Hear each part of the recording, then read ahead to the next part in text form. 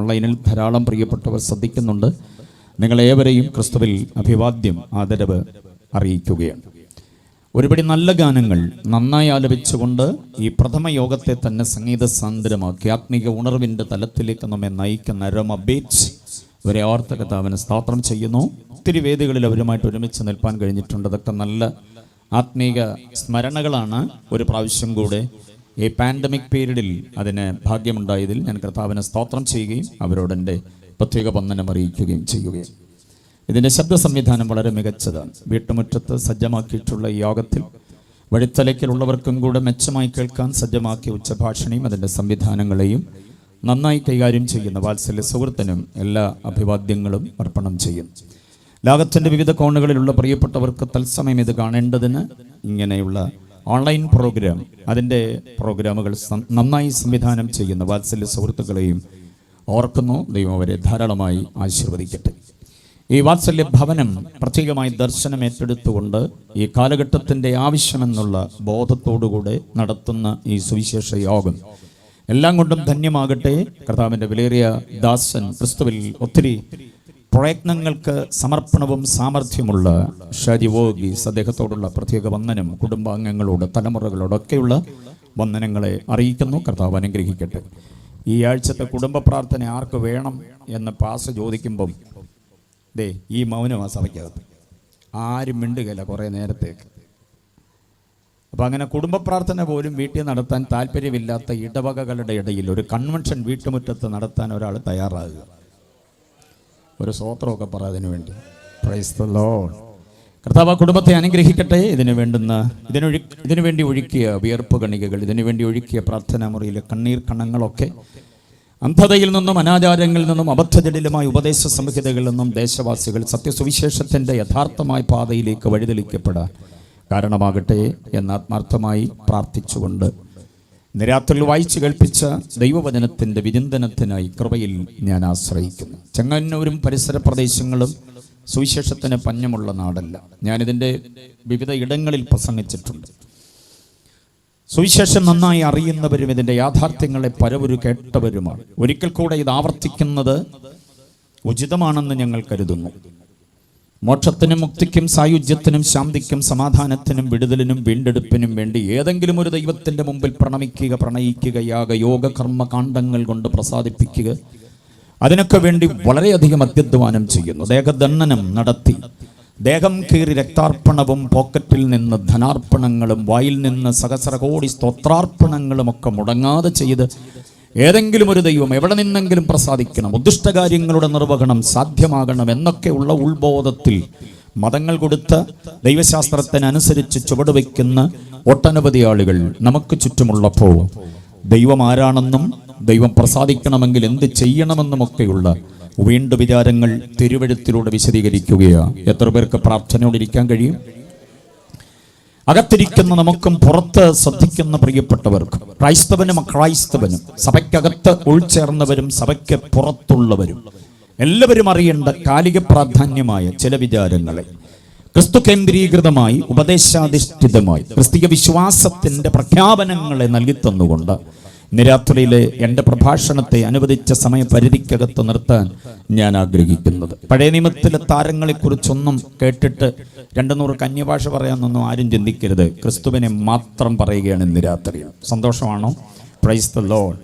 പുതിയ നിയമത്തിൻ്റെ ഈടുറ്റ വിചാരങ്ങളിലേക്ക് ദൈവാത്മാവെന്ന നല്ല അധ്യാപകൻ നമ്മെ വഴിതെളിക്കുകയാണ്. ആക്ഷേപഹാസ്യമല്ല, സുവിശേഷത്തിൻ്റെ പച്ചയായ അവതരണങ്ങൾ ഇതിനകത്തിരിക്കുന്നവർ മാത്രമല്ല, പുറത്ത് കേൾക്കുന്ന മുഴുവൻ ആളുകളുടെയും ഹൃദയത്തിൽ അത് വല്ലാത്ത സ്വാധീനത ഉണ്ടാക്കണമെന്ന വിചാരത്തോടെ അങ്ങനെ പ്രാർത്ഥിച്ചപ്പോൾ ദൈവാത്മാവ് നൽകിത്തന്ന വിഷയത്തെ നിരുപാധികം ഏറ്റെടുത്ത് നിങ്ങൾക്ക് വിളമ്പാൻ ആഗ്രഹിക്കുകയാണ്. വചനമല്ലാതെ ഒന്നും കേൾക്കില്ല. വചനത്തിന് വേണ്ടി മാത്രമായി ഒരു സന്ധ്യ ദൈവം നമുക്ക് തന്നിരിക്കുകയാണ്. വളരെ അർത്ഥസമ്പുഷ്ടമായ, പഴക്കമൊത്തിരി ഉണ്ടെങ്കിലും പുതുക്കം നഷ്ടപ്പെടാത്ത നല്ല കുറെ പാട്ടുകൾ പാടി സുവിശേഷത്തിലേക്ക് നമ്മെ നയിച്ചു വെച്ചിരിക്കുകയാണ് അരോമ ബീറ്റ്സ്. പാട്ടുകാരൻ ജീവിച്ചിരിക്കുമ്പോൾ തന്നെ പാട്ട് മരിച്ചു പോകുന്ന ഒരു ഗതികേടുണ്ട് നമ്മുടെ ആത്മീക തലത്തിൽ. പക്ഷേ പാട്ടുകാർ മരിച്ചിട്ടും പാട്ട് മരിക്കാത്ത കുറേയേറെ പാട്ടുകളുണ്ട്. Price the Lord. പാട്ടുകളെക്കുറിച്ച് വിചാരം നടത്തിയാൽ 1800-കളിൽ ജീവിച്ചിരിക്കുകയും 1900-ലേക്ക് പ്രവേശിക്കുന്നതിന് മുൻപോ 900-ലേക്ക് പ്രവേശിച്ച് അധികകാലം കഴിയുന്നതിന് മുൻപോ ഇമ്പങ്ങളുടെ തീരത്തേക്ക് ചേക്കേറിയ പലരും എഴുതി തന്ന പാട്ടുകൾക്കാണ് ഇന്നും ജീവന്റെ തുടിപ്പുള്ളത്. കീബോർഡ് എടുത്തു വെച്ചതിൻ്റെ കറുത്തതും വെളുത്തതുമായ കട്ടകളിലൂടെ വിരലോടിക്കുമ്പോൾ കിട്ടുന്ന കുറേ പദങ്ങളും അതിൻ്റെ പ്രാസങ്ങളും അതിൻ്റെ രീതിയും താളവും ഒക്കെ വെച്ചുകൊണ്ട് പാട്ടുണ്ടാക്കാറുണ്ട്. ആ കൺവെൻഷൻ സീസൺ മൊത്തം അത് തികയത്തില്ല, അതിനു മുമ്പേ അത് ഊർജ്ജശ്വാസം വലിച്ച് തീരും. പക്ഷേ 800-കളിൽ എഴുതപ്പെട്ട പാട്ട് ഇന്നും തുടിപ്പോടെ നിൽക്കുന്നു, യൗവനം നഷ്ടപ്പെടാതെ. അങ്ങനെയുള്ള ചില പാട്ടുകളെ മാത്രം ചേർത്ത് വെച്ച് ആത്മീയ ആരാധനയിലേക്ക് നമ്മെ നയിക്കുന്ന അരോമ ബീറ്റ്സിനോട് എനിക്ക് സന്തോഷമുണ്ട്. Price the Lord. എന്നാലും ശ്രീയേശുനാമം തമിഴ് പാട്ടാണെന്നുള്ളത് ഞങ്ങൾക്ക് ഇപ്പോഴാണ് മനസ്സിലായി. Price the Lord. ഒരു തമിഴ് പാട്ട് കേൾക്കാമെന്നൊക്കെ പറഞ്ഞ് നമ്മളിങ്ങനെ കൊതിയോടിരുന്നപ്പോഴാണ് ശ്രീയേശുനാമം പച്ച മലയാളത്തിലൊരു പാട്ട്. തമിഴ് പാട്ട് നാളെ പാടിക്കോളും, പാടാതെ വിടരുത് ഇവര്, കാരണം അങ്ങനെ പരസ്യം ചെയ്തു പോയതുകൊണ്ട്. Price the Lord. യോഹന്നാന്റെ സുവിശേഷം 6-ാം അധ്യായം 28-29 വാക്യങ്ങളെയാണ് നിങ്ങൾക്ക് നൽകുവാൻ ദൈവാത്മാവ് എനിക്ക് നിയോഗം നൽകിയത്. ആ വാക്യത്തിന്റെ പ്രധാന പ്രമേയം ഇത്: പരീശന്മാർ, എരിവുകാർ, ഹെരോദ്യർ, അങ്ങനെ യഹൂദപക്ഷത്തിന്റെ പല ചില ആളുകൾ ഒരുമിച്ച് കൂടിക്കൊണ്ട് യേശുവിനോടൊരു ചോദ്യം. ഗുരു, യേശു പ്രഭാഷണം ചെയ്യുന്നിടത്തൊക്കെ അങ്ങനെ ചില ചോദ്യങ്ങൾ ഉയർന്നു വരാറുണ്ട്. കൈസർക്ക് കരം കൊടുക്കുന്ന വിഹിതമാണോ എന്നൊക്കെ ചോദിച്ച പുള്ളികൾ തന്നെയായി വരും. വാക്കിൽ കൊടുക്കേണ്ടതിനാണ്, വാക്കിൽ വീഴ്ച വരുത്തേണ്ടതിന് വേണ്ടിയാണ്. പക്ഷേ എനിക്ക് അഭിമാനമുള്ളത്, എൻ്റെ യേശു ആരുടെയും തന്ത്രങ്ങളിൽ കുരുങ്ങിപ്പോയ ഒരാളല്ല. വാക്കിൽ കൊടുക്കാൻ പ്രവൃത്തിയിൽ എന്തെങ്കിലും ദോഷമുണ്ടോ, ജീവിതത്തിന്റെ ശൈലിയിൽ എന്തെങ്കിലും വ്യത്യാസമുണ്ടോ എന്നൊക്കെ കാണാൻ കണ്ണിൽ എണ്ണയും ഒഴിച്ച് പുറകെ നടന്നവർ ലജ്ജിച്ചിട്ടുള്ളതല്ലാതെ വിസ്താര മണ്ഡപങ്ങളിൽ പോലും തലകുനിക്കാതെ നിന്ന ഒരു ആളത്വത്തെയാണ് ഞങ്ങളിവിടെ പാട്ടിലൂടെ പ്രസംഗത്തിലൂടെ ഉയർത്തുന്നത്. ഹല്ലേലൂയ.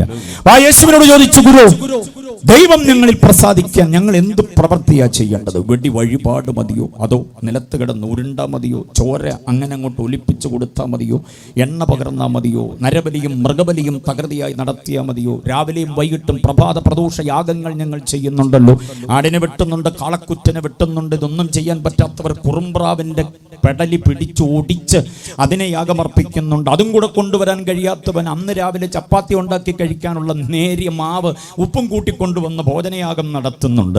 ഇതൊക്കെ മതിയായിരിക്കുമല്ലേ ദൈവം പ്രസാദിക്കാൻ? യേശു പറഞ്ഞു, നോ, ഇതൊന്നുമല്ല ദൈവം പ്രസാദിക്കാനുള്ളതായിരിക്കുന്ന വഴി. ദൈവം അയച്ച ഒരുവനുണ്ട്, അവനിൽ വിശ്വസിക്കണം. Price the Lord. ദൈവം അയച്ച ഒരുവനെ നിരുപാധികം വിശ്വസിച്ചുകൊണ്ട് വിശ്വാസമാർഗത്തിന്റെ തലത്തിലേക്ക് ചുവടുവെച്ച ഒരുപറ്റം ദൈവമക്കളുടെ മുൻപാകെ ഈ വിഷയത്തെ ഞാൻ അവതരിപ്പിക്കുന്നത് നിങ്ങളുടെ പ്രാർത്ഥനയുടെ സഹായം തേടിക്കൊണ്ട് നമ്മൾ ഒരുമിച്ച് ദേശത്തോട് സുവിശേഷം പറയാൻ വേണ്ടിയാ. Price the Lord. അതുകൊണ്ട് ഇന്നത്തെ പ്രസംഗം കേട്ടിട്ട് ഒരു ഉണർവില്ലായിരുന്നൊന്നും പറഞ്ഞുകൊണ്ട് എഴുന്നേറ്റ് പോകരുത്. നാട്ടുകാർ ഉണർത്തപ്പെടണം ആത്മീയതയുടെ ട്രാക്കിലേക്ക്. അതിനുവേണ്ടി നമ്മൾ ഒരുമിച്ച് നിൽക്കുകയാണ്. ചെലവ് ചെയ്ത് ഈ യോഗം നടത്തുന്ന ഈ മനോഹരമായ പന്തൽ, അത് വളരെ സന്തോഷമുണ്ട്. മനോഹരമായ ഒരു പന്തൽ, നല്ല കസേര, എല്ലാ സംവിധാനവും, സൗണ്ട് സിസ്റ്റം അടക്കമുള്ള സകല സംഗതികളും, ഈ മുറ്റവും ആ മുറ്റവും എല്ലാം കൂടി ഒരുമിച്ചിങ്ങനെ യോജിപ്പിച്ചുകൊണ്ടുള്ള ഒരു അനുഗ്രഹിക്കപ്പെട്ട സംവിധാനം ഒരുക്കിക്കൊണ്ട് ഈ യോഗം ദേശത്തോട് സുവിശേഷം അറിയിക്കാനുള്ള ആത്മഭാരത്തോടെയാണെന്നുള്ളത് മനസ്സിലാക്കിക്കൊണ്ട് വേറെ ഒരു വിഷയത്തിലേക്കും പോകാതെ ക്രിസ്തുയേശുവിലെ വിശ്വാസം, അതിന്റെ അനന്ത സാധ്യത, ദൈവപ്രസാദത്തിന്റെ വഴി എന്നുള്ള വിഷയത്തിലേക്ക് നിങ്ങളുടെ ശ്രദ്ധയെ കൊണ്ടുവരുന്നത്. യോഹന്നാന്റെ സുവിശേഷ കുറിച്ച് യോഹന്നാനെ കുറിച്ച് ഒന്നും പറയുന്നില്ല. പക്ഷെ എന്തെങ്കിലും ഒന്ന് പറയാതെ പോയാൽ പ്രസംഗശാസ്ത്രമൊക്കെ ഞാൻ പഠിപ്പിച്ച IM-ലെ വിദ്യാർത്ഥികൾ ഇവിടെ ഇരിപ്പുണ്ട്. അവർ പറയും, സാറേ അത് അങ്ങനെ പഠിപ്പിച്ചിട്ട് പിന്നെ ഇങ്ങനെ പറഞ്ഞു കയറി പോയത് എന്നാന്ന് അവർ ചോദിക്കും. അതുകൊണ്ട് ഒന്ന് രണ്ട് വിചാരങ്ങളെന്ന് പറയാം. യോഹന്നാന്റെ സുവിശേഷത്തിന്റെ ആന്തരിക പ്രമേയം യേശുവിന്റെ ദൈവത്വത്തിന്റെ മഹത്വമാണ്. മനസ്സിലായോ? മത്തായി സുവിശേഷ ഗ്രന്ഥം എഴുതിയത് യേശുവിനെ രാജാവായി അവതരിപ്പിച്ചുകൊണ്ടാണ്. വരാനിരിക്കുന്ന നീതിയുടെ രാജാവ് യേശുവാണ് എന്ന ആശയം ആ മത്തായി സുവിശേഷത്തിൽ ഉടനീളം നമുക്ക് കാണാൻ കഴിയുന്ന പ്രമേയം. മർക്കോസിന്റെ സുവിശേഷത്തിൽ അനുസരണമുള്ള ദാസൻ, ചെറുത്തു നിൽക്കാത്ത, കുതറി മാറാത്ത, ഏൽപ്പിക്കപ്പെട്ട സകല ദൗത്യങ്ങളും കൃത്യതയോടെ നിർവഹിക്കേണ്ടതിന് സമർപ്പണവും സാമർഥ്യമുള്ള ദാസനെയായിട്ടാണ് നമുക്ക് മർക്കോസിൽ യേശുവിനെ കാണാവുന്നത്. ലൂക്കോസിൽ കാണാൻ കഴിയുന്നത് തെറ്റില്ലാത്ത, കുറ്റമില്ലാത്ത, അപവാദമില്ലാത്ത, ആക്ഷേപമില്ലാത്ത നിരപവാദ്യനായ മനുഷ്യനായി ഡോക്ടർ ലൂക്ക് യേശുവിനെ അവതരിപ്പിക്കുകയാണ്. അതാണ് 3 സുവിശേഷ ഗ്രന്ഥങ്ങളിലും. പക്ഷേ ഉപമകളൊന്നുമില്ലാതെ യേശുവിൻ്റെതായിരിക്കുന്ന മറ്റു തര സുവിശേഷ ഗ്രന്ഥങ്ങളിൽ പറഞ്ഞ കാര്യങ്ങളെ എല്ലാം മനഃപൂർവ്വം ഒഴിവാക്കിക്കൊണ്ട് യേശു ദൈവമാണെന്ന് തെളിയിക്കാനുള്ള വിഭവങ്ങൾ മാത്രം നിരത്തി നമുക്ക് തന്നിരിക്കുന്ന ഉജ്ജ്വല കൃതിയാണ് യോഹന്നാന്റെ സുവിശേഷം. അങ്ങനെ മാത്രം പറഞ്ഞ് പുസ്തകത്തിന്റെ പ്രത്യേകത പറഞ്ഞങ്ങ് നിർത്തുകയാണ്. ഇനി ഗ്രന്ഥകാരൻ യോഹന്നാനെ കുറിച്ച് അറിയണമല്ലോ. യോഹന്നാന്റെ കൃതികളാണ് ഏറ്റവും അവസാനം എഴുതപ്പെട്ടിട്ടുള്ളത് എന്നും കൂടി നമ്മൾ അറിയണം. അതായത് 93 ശേഷം, ചിലർ പറയുന്നു 95 AD 95 ശേഷമാണ് യോഹന്നാന്റെ കൃതികൾ ഉണ്ടാകുന്നത്. പൗലോസും യൂദായും യാക്കോബും ഒക്കെ എഴുതി കഴിഞ്ഞതിന് ശേഷം ഏറ്റവും ഒടുവിൽ അവരിൽ ചിലരുടെ മരണം കൂടെ കഴിഞ്ഞിട്ടാണ് യോഹന്നാന്റെ കൃതികൾ 5 രംഗത്ത് വരുന്നത്. സുവിശേഷ ഗ്രന്ഥവും 3 ലേഖനങ്ങളും ഏക പ്രവചന ഗ്രന്ഥമായി വെളിപ്പാട് പുസ്തകവും. അങ്ങനെ യോഹന്നാന്റെ കൃതികൾ 5 AD 93 ശേഷമാണ്. പ്രായത്തിന്റെ പക്വതയും ആത്മീയതയിൽ ഇരുത്തം വന്ന ഒരപ്പച്ചന്റെ ഭാഷാ ശൈലിയും അവതരണ രീതിയും ഒക്കെയാ യോഹന്നാന്റെ സുവിശേഷ ഗ്രന്ഥത്തിലും ലേഖനങ്ങളിലും കാണാൻ കഴിയുക. പൗലോസ് ബുദ്ധിയില്ലാത്ത ഗലാത്യരെ, ആ ദുഷ്ടനെ നിങ്ങളുടെ ഇടയിൽ നീക്കുന്നില്ലെന്നൊക്കെയുള്ള ആത്മരോക്ഷത്തിന്റെ ഭാഷാപ്രയോഗം അല്പം കടുത്തതായി തോന്നാം. പക്ഷേ അതൊന്നുമില്ലാതെ വായിക്കുന്ന അനുവാചകരെ തട്ടി തലോടി തഴുകി അവരെ മടിയിലിരുത്തി ലാളിക്കുന്ന ഒരു വല്യപ്പച്ചന്റെ മനോഭാവത്തോടുകൂടിയ പ്രിയമുള്ളവരെ, പിതാക്കന്മാരെ, ബാല്യക്കാരെ, സഹോദരങ്ങളെ എന്നൊക്കെ പറഞ്ഞുകൊണ്ടുള്ള യോഹന്നാന്റെ ആ എഴുത്തിന്റെ ശൈലി, ഇരുത്തം വന്ന ഒരു എഴുത്തുകാരന്റെ എല്ലാ പകട്ടും നമുക്ക് ആ പുസ്തകങ്ങളിൽ കാണാൻ കഴിയും. അദ്ദേഹം സുവിശേഷ ഗ്രന്ഥത്തിൽ യേശുവിന്റെ ദൈവത്വത്തിന്റെ മഹത്വപൂർണമായ ഔന്നത്യങ്ങൾ, പ്രതാപൈശ്വര്യങ്ങൾ, ഉത്തുംഗ പ്രതാപത്തിൽ കഴിയുന്ന ക്രിസ്തു, തുല്യം ചൊല്ലാനില്ലാത്തവൻ, ലോകത്തിലെ വിവിധ സമ്രാട്ടുകൾ ഉണ്ടാകാം, ഒട്ടനവധി ആളുകൾ ഈ വിപ്ലവം കൊണ്ട് എന്തൊക്കെയോ നേടേണ്ടതിന് വേണ്ടി വ്യാമോഹിച്ച് രംഗത്ത് വന്നിട്ടുള്ള വമ്പൻ താരങ്ങൾ, പേരൊന്നും ഞാൻ പരാമർശിക്കുന്നില്ല. ചരിത്രത്തിൽ ഒടുങ്ങിപ്പോയവരും ഇന്നും നെഞ്ചും വിരിച്ച് നിൽക്കുന്നവരൊക്കെ ഉണ്ട്. പക്ഷെ അവരാരും എന്റെ യേശുവിന് തുല്യരല്ല എന്ന വസ്തുതയാ യോഹന്നാന്റെ സുവിശേഷത്തിലൂടെ നമുക്ക് കാണാനായിട്ട് കഴിയുന്നത്. ഓക്കെ, അപ്പൊ ആ സുവിശേഷത്തിൽ നിന്നൊരു വാക്യമാണ് നിങ്ങൾക്ക് തരാനായിട്ട് ദൈവാത്മാവ് എനിക്ക് നിയോഗം തന്നത്. അഭിഷക്ത ദൈവദാസന്മാർ ഒത്തിരി പേരുണ്ട്, ദൈവദാസിമാർ ഒത്തിരി പേരുണ്ട്, ബൈബിൾ സ്കൂൾ വിദ്യാർത്ഥികളൊക്കെ ഒത്തിരി പേരുള്ളത് കൊണ്ട് യോഹന്നാനുമായി ബന്ധപ്പെട്ട ഒരു ചിന്ത കൂടെ ഞാൻ വേഗം ഒന്ന് പറഞ്ഞോളാം. യോഹന്നാന്റെ കൃതികളിൽ 5 നമ്മൾ ശ്രദ്ധിച്ചാൽ, വെളിപ്പാട് പുസ്തകം ഒഴികെ ബാക്കിയുള്ള കൃതികളിലൊന്നും യോഹന്നാനാണ് ഇത് എഴുതിയതെന്നുള്ളതിന് ഒരു ക്ലൂവും താൻ ശേഷിപ്പിക്കുന്നില്ല, ഒരു തെളിവും തരുന്നില്ല. പത്രോസിന്റെ ലേഖനത്തിൽ പത്രോസ് പറയുന്നുണ്ട്, നിങ്ങളിൽ കുട്ടുമുപ്പനായ ഞാൻ എഴുതുന്നത്. പത്രോസ് എഴുതുന്നൊക്കെ പറയുന്നുണ്ട്. പൗലോസിന്റെ ലേഖനങ്ങൾ ഉടനീളം പൗലോസ് എഴുതുന്നത് ഫിലിപ്പിയ ലേഖനം ഒഴികെ. ഫിലിപ്പിയ ലേഖനത്തിൽ മാത്രം താൻ അപ്പോസ്തലനാണെന്ന് പറയുന്നില്ല, ദാസനാണെന്ന് പറയുന്നു. പക്ഷേ ബാക്കിയുള്ള എല്ലാ ലേഖനങ്ങളിലും അപ്പോസ്തലനായ പൗലോസ് എന്ന് പറയുന്നുണ്ട് തൻ്റെ പേരിൻ്റെ. അതൊരു യവനായ എഴുത്തിന്റെ ശൈലിയായിരിക്കാം ഒരു പക്ഷേ യോഹന്നാന്റെ സുവിശേഷ ഗ്രന്ഥത്തിലും ലേഖനങ്ങളിലും ഇത് യോഹന്നാനാണ് എഴുതിയെന്നുള്ളതിന് ഒരു തെളിവുമില്ലാതെ അദ്ദേഹം കാര്യങ്ങളെ നമുക്കങ്ങ് തന്നിരിക്കുകയാണ്. നമ്മളൊരു പാട്ട് പാടിയാൽ, ഞാനാ അത് പാടിയത്, ഒരു പ്രസംഗം നടത്തിയാൽ എൻ്റെ പേര് പ്രസംഗത്തിനകത്തില്ലെങ്കിൽ, ഒരു ലേഖനം എഴുതിയാൽ അതിൻ്റെ അടിയിലോ മുകളിലോ എൻ്റെ പേരില്ലെങ്കിൽ ഉണ്ടാകുന്ന ഒരു ആത്മരോക്ഷമുണ്ട് നമുക്ക്. പക്ഷേ യോഹന്നാൻ അങ്ങനെ ഒരു സംഗതിയില്ല. കാരണം എന്താണെന്ന് ചോദിച്ചാൽ, യേശുവിൻ്റെ കൂടെ നടന്ന് തന്നിലെ ആ ഞാൻ എന്ന ഭാവം ഇല്ലാതായി. മനസ്സിലായി എത്ര പേരുണ്ട് ഞാൻ പറഞ്ഞത്? Price the Lord. അതാണ് യോഹന്നാന്റെ മറ്റൊരു പ്രത്യേകത. തന്നിലെ ആ സ്വയത്വമില്ലാതെയായിട്ട് സർവവും ക്രിസ്തുവിന് വേണ്ടി സമർപ്പിച്ചു. അതിനൊരു തെളിവും കൂടെ ഞാൻ തന്നെങ്കിലല്ലേ പറ്റുകയുള്ളൂ. നിങ്ങൾക്കറിയാമോ, പത്രോസ് മുൻപേ ഓടിയെന്നും പത്രോസിന് മുൻപേ ഞാൻ ഓടിയെന്നും യോഹന്നാൻ പറയുന്നതിന് പകരം താൻ പറയുന്നത് മറ്റേ ശിഷ്യൻ ഓടിയെന്ന. മറ്റേ ശിഷ്യൻ യോഹന്നാന്റെ സുവിശേഷത്തിൽ ഉടനീളം കാണുന്ന പ്രയോഗമാണ് മറ്റേ ശിഷ്യൻ. ഈ മറ്റേ ശിഷ്യൻ ആരാണെന്ന് നമ്മൾ ഗ്രഹിച്ചെടുത്തോണം. യോഹന്നാൻ തന്നെക്കുറിച്ച് പറയുന്നതാണത്, പക്ഷേ ഒരിടത്തും തൻ്റെ പേര് പറയുന്നതേ ഇല്ല. അതിലും ശ്രേഷ്ഠമായ ഒരു കാര്യമുണ്ട്. യേശു ക്രൂശിൽ കിടന്ന് താഴേക്ക് നോക്കുമ്പോൾ താൻ സ്നേഹിച്ച ശിഷ്യൻ നിൽക്കുന്ന കണ്ടു. അതാരായിരിക്കാം? യോഹന്നാനാണെന്ന് നമ്മൾ ചിന്തിക്കുകയുള്ളൂ. യോഹന്നാൻ പറയുന്നില്ല. നമ്മൾ എഴുതിയിരുന്നെങ്കിൽ ഞാൻ നിൽക്കുന്ന കണ്ടപ്പം യേശു എന്നോട് പറഞ്ഞു, സഹോദര ഇതാ നിന്റെ അമ്മ, ചേർത്ത് കൊള്ളണം. അന്ന് മുതൽ ആ തള്ളയെ ഞാൻ ആ ജലവിന് കൊടുത്തെന്നും കൂടെ എഴുതി വെച്ച് നമ്മുടെ വീട്ടുപേരടക്കം വല്യപ്പച്ചൻ്റെ പേരും കൂടെ എഴുതി വെച്ചിട്ട് നമ്മൾ പുസ്തകം അടക്കിയുള്ളൂ. പക്ഷേ യോഹന്നാൻ തൻ്റെ പേര് മിണ്ടുന്നതേയില്ല. യേശുവിൻ്റെ അമ്മ എൻ്റെ കയ്യിൽ ഏൽപ്പിച്ചു എന്നൊരു വിവരം ആരും അറിയണ്ടെന്ന് വിചാരിച്ച് യോഹന്നാൻ അങ്ങനെ. ഞാനൊരു തീക്ഷ്ണമായ ചിന്ത പറയാം. ഈ വേദവിദ്യാർത്ഥികളെയും ദൈവദാസന്മാരെ പഠിക്കാൻ ആഗ്രഹിക്കുന്നവരെയൊക്കെ കാണുമ്പോൾ ഇങ്ങനെ ഉതിർന്നു വരുന്ന ചിന്തകളെ വിട്ടുപോകാൻ പറ്റില്ല. ഉൽപ്പത്തി പുസ്തകം 4-ാം അധ്യായം, അതിൻ്റെ 5-ാം അധ്യായം, അതല്ലേ 5-ാം അധ്യായം 24-ാം വാക്യത്തിൽ, ഹാനോക്ക് ദൈവത്തോടുകൂടെ നടന്നു, ദൈവം അവനെ എടുത്തുകൊണ്ടതിനാൽ, ബാക്കി പറ, അവൻ കാണാതായി എന്ന് വായിക്കുന്നു. മലയാളത്തിൽ അങ്ങനെയാണ്, പക്ഷെ ഇംഗ്ലീഷ് ബൈബിളിലെ പ്രയോഗമായി എനിക്കിഷ്ടം. ഈനോക്ക് walked with God and he was not, for God took him. അങ്ങനെയാണ് പ്രയോഗം. ഹാനോക്ക് ദൈവത്തോടു കൂടെ നടന്നു, അവൻ ഇല്ലാതായി, അതുകൊണ്ട് ദൈവം അവനെ എടുത്തുകൊണ്ട് പോയി. എത്ര പേർക്ക് മനസ്സിലായി? ദൈവത്തോടു കൂടെ നടന്ന് ഹാനോക്ക് ഇല്ലാതായി. Price the Lord. യേശുവിന്റെ കൂടെ 3.5 കൊല്ലം നടന്നപ്പോഴത്തേക്ക് യോഹന്നാൻ തന്റെ പേര് പോലും മറന്നുപോയി. സ്വന്തം പുസ്തകത്തിൽ പേരെഴുതാൻ മറന്നുപോയി. പേരെഴുതാത്തൊരു ഇടപാട് നമുക്കുണ്ടോ? നമ്മുടെ നടപ്പ് ശരിയായില്ല, അതാ ഇന്നും ഈ പേരിൽ ഇങ്ങനെ തൂങ്ങി നിൽക്കുന്നത്. പേര മരത്തേലല്ല, സ്വന്തം പേരിൽ. മനസ്സിലായല്ലോ? അതിലിങ്ങനെ തൂങ്ങി നിൽക്കുന്നതിന്റെ കാരണം നമ്മുടെ നടപ്പ് ഇതുവരെ ശരിയായില്ലെന്നുള്ളത്. ഞാൻ പാടിയപ്പോൾ, ഞാൻ പ്രസംഗിച്ചപ്പോൾ, ഞാൻ ലീഡ് ചെയ്തപ്പോൾ, ഞാൻ അവിടെ ശുശ്രൂഷകനായിരുന്നപ്പോൾ, ചുരുക്കി പറഞ്ഞാൽ ഈ ഞാൻ കയറി വരും ഒത്തിരി. യോഹന്നാൻ യേശുവിന്റെ കൂടെ നടന്ന് ആ ഞാൻ അങ്ങില്ലാതായി. അപ്പോഴാണ് തന്റെ യഥാർത്ഥ ആത്മീയത വെളിവാകുന്നത്. ബോധ്യമായവർ കർത്താവിനെ സ്തുതിച്ചാട്ടെ. ഓക്കെ, മുഖവരിയുടെ വാക്കുകൾ അവിടെ അവസാനിപ്പിച്ചുകൊണ്ട് ഞാൻ നേരെ ഈ വാക്യത്തിലേക്ക് വരികയാണ്. ദൈവം പ്രസാദിക്കാൻ എന്ത് ചെയ്യണം? ആധുനിക ലോകം അന്വേഷിക്കേണ്ട മഹത്തായിരിക്കുന്ന ഒരു കാര്യമാണ് ദൈവപ്രസാദത്തിന്റെ വഴി ഏതാണ് എന്നുള്ളത്. ഏത് മതത്തിൽ വിശ്വസിച്ചാൽ ദൈവം പ്രസാദിക്കും, ഏത് ദൈവത്തെ ആരാധിച്ചാൽ ആ പ്രസാദം ലഭിക്കപ്പെടുക, എന്ത് ചെയ്താലാ ദൈവം പ്രസാദിക്കുന്നത്, എന്റെ കയ്യിലുള്ളത് എന്ത് അർപ്പണം ചെയ്താലാ ദൈവം പ്രസാദിക്കുക എന്നുള്ള ഒരു ചിന്താഗതി, എന്നുള്ളൊരു ചിന്താകുലം പലരുടെയും ഉൾത്തടത്തിലുണ്ട്. അതിന് മറുപടി ഇന്ന് രാത്രി വചനത്തിലൂടെ നമ്മൾ കേൾക്കുകയാണ്. ദൈവം പ്രസാദിക്കാൻ എന്ത് ചെയ്യണം? നമ്മൾ ചിന്തിക്കുന്ന ഏതെങ്കിലും കർമ്മകാണ്ഡങ്ങളിലൂടെ, തീർത്ഥയാത്ര, പദയാത്രകളിലൂടെയൊക്കെയാണോ ദൈവപ്രസാദത്തിന്റെ വഴി തേടേണ്ടത്? മതങ്ങൾ ഇവിടെ പലതും നമ്മുടെ മുമ്പിൽ നിരത്തി അവതരിപ്പിച്ചിട്ടുണ്ട്. പക്ഷെ നെഞ്ചകത്തോട്ട് വിശുദ്ധ വേദപുസ്തകത്തെ ചേർത്ത് വെച്ചുകൊണ്ട് ഈ രാത്രിയിൽ സത്യസുവിശേഷത്തെ ഉറക്ക പ്രഖ്യാപനം ചെയ്യുകയാ. ദൈവം പ്രസാദിക്കാൻ എന്താ ചെയ്യേണ്ടത്? അതിലേക്ക് ഞാൻ പ്രവേശിക്കുന്നതിന് മുൻപ് ഏത് ദൈവമാണ് നമ്മിൽ പ്രസാദിക്കേണ്ടെന്നുള്ള വിവരം ആദ്യം ചിന്തിച്ചേ പറ്റൂ. Price the Lord. ഏതെങ്കിലും ഒരു ദൈവം നമ്മിൽ പ്രസാദിച്ചാൽ പോരാ, പ്രസാദിക്കേണ്ട ഒരു ദൈവമുണ്ട്. എത്ര പേർക്ക് മനസ്സിലാകുന്നുണ്ട് ഞാൻ പറയുന്നത്? പാർത്തലത്തിൽ ജീവിക്കുന്ന കാലം 10, 70, 60, 80, 85, 100, 110 കൊല്ലം ജീവിക്കാൻ ദൈവം ആയുസ് തരട്ടെ, കുഴപ്പമില്ല. അങ്ങനെ ഈ ഭൂമുഖത്ത് ജീവിക്കുമ്പോൾ നമ്മുടെ സഹായത്തിന്, നമ്മുടെ കരുതലിന്, നമുക്ക് ആയുസ്സിനും ആരോഗ്യത്തിനും ആസ്തിക്യത്തിനും ആഹാരത്തിനുമൊക്കെയായി ഏതെങ്കിലും ഒരു ദൈവത്തെ കൂട്ടുപിടിച്ച പറ്റുള്ളൂ എന്നുള്ള ഒരു ചിന്തയുണ്ട്. പക്ഷെ ഏതെങ്കിലും ഒരു ദൈവത്തെ കൂട്ടുപിടിച്ച പോരാ, നാം അറിയേണ്ട ഒരു ദൈവമുണ്ട്. ഏതാണ് ആ ദൈവം?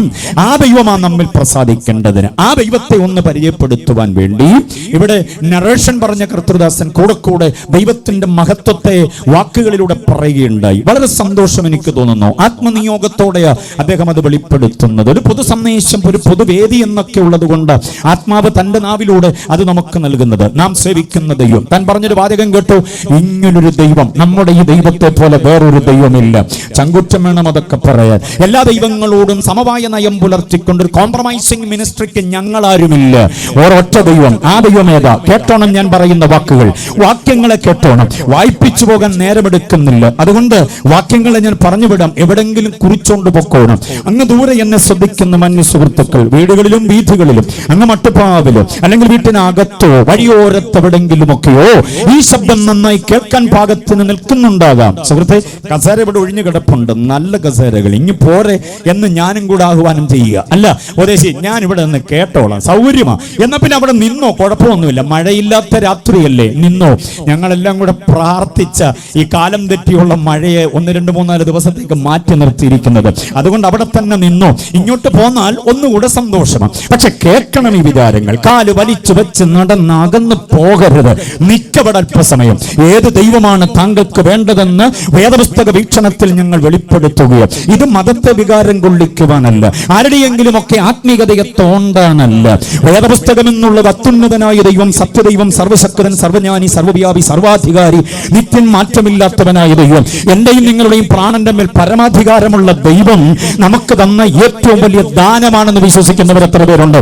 എല്ലാ മതങ്ങൾക്കും മതഗ്രന്ഥങ്ങൾ ഉള്ളതുപോലെ ഇരിക്കട്ടെ പെന്തക്കോസ്തുകാരനും ഒരു മതം പിടിച്ചു നിർത്തിയിട്ട് പറഞ്ഞു. അപ്പൊ എനിക്കൊരു ചോദ്യമുണ്ട്, അതിന് ഉത്തരം പറഞ്ഞിട്ട് പോയാൽ മതി. കൊച്ചു കുഞ്ഞാണെങ്കിലും ചോദ്യം ചോദിക്കാനുള്ളവന്റെ താല്പര്യം കേട്ടപ്പോൾ അപ്പച്ചൻ അവിടെ നിന്നു. എന്താ മക്കളുടെ ചോദ്യം? കവളിലൊന്ന് തട്ടി തലോടി ചേർത്ത് നിർത്തിയിട്ട് ചോദിച്ചു, എന്താ മോന്റെ ചോദ്യം? അപ്പൊ അവന്റെ ചോദ്യം ഇതാ. അവന്റെ പ്രായത്തെക്കാൾ കൊച്ചുവായിൽ വലിയ വർത്തമാനം പറയുന്നൊക്കെ നമ്മൾ ചില പിള്ളേരോട് പറയാറില്ലേ, എന്നുപോലെ ഇവന്റെ ചോദ്യം ഇതാ, പുതിയ നിയമം എന്ന് പറഞ്ഞാൽ എന്തുവാണെന്ന് പറയാവോ? അതാ ചോദ്യം. പുതിയ നിയമം എന്ന് പറഞ്ഞാൽ കിറ്റ്കാറ്റ് എവിടെ കിട്ടും, മഞ്ച് എവിടെ കിട്ടും എന്ന് വിചാരിച്ച അപ്പച്ചൻ നിന്നത്. അങ്ങനെ വല്ല ചോദ്യമായിരിക്കുന്ന. പക്ഷെ ചോദ്യം എന്തായിരുന്നു? പുതിയ നിയമം എന്ന് പറഞ്ഞാൽ എന്താണ്? അപ്പച്ചന് ഭയങ്കര സന്തോഷം തോന്നി. അവനെ ഇറുകെ പിടിച്ചു, നെഞ്ച് വരെ എത്തുന്നില്ല പാവം. അപ്പച്ചൻ അങ്ങ് കുനിഞ്ഞവനെ ചേർത്ത് പിടിച്ചിട്ട് കവളത്ത് മുത്തം കൊടുത്തിട്ട് പറഞ്ഞു, എന്താ മോനിപ്പോൾ അതറിയാൻ? അല്ല, പുതിയ നിയമം എന്ന് എല്ലാവരും പറയുന്നുണ്ട്. എന്തുവാ അപ്പച്ച ഈ പുതിയ നിയമം? എന്തുവാ അതിന്റെ പ്രത്യേകത? ഒന്ന് പറഞ്ഞു തരാമോ? അപ്പച്ചൻ ആ മകനെ ചേർത്ത് പിടിച്ചിട്ട് പറഞ്ഞൊരു കാര്യം, പുതിയ നിയമം എന്ന് പറഞ്ഞാൽ യേശു തന്റെ ചോര കൊണ്ടൊരു തടിക്കുരിശന്റെ പരിവരുത്ത പ്രതലത്തിൽ നമുക്ക് എഴുതി തന്ന ഒരു സ്നേഹ ഗീതമാണ്. സ്തോത്രം. അല്പ സാഹിത്യ ഭംഗി അതിനകത്തുണ്ടെങ്കിലും ചെറുക്കനത് നന്നേ അങ്ങ് ബോധിച്ചു. യേശു തന്റെ ചങ്കിലെ ചോര കൊണ്ടൊരു തടിക്കുരിശന്റെ പരിവരുത്ത പ്രതലത്തിൽ നമുക്ക് എഴുതി തന്ന സ്നേഹ ഗീതമാണ് പുതിയ നിയമം. അങ്ങനെയാണെങ്കിൽ അതിനെ എങ്ങനെ ഒഴിവാക്കാൻ പറ്റുക?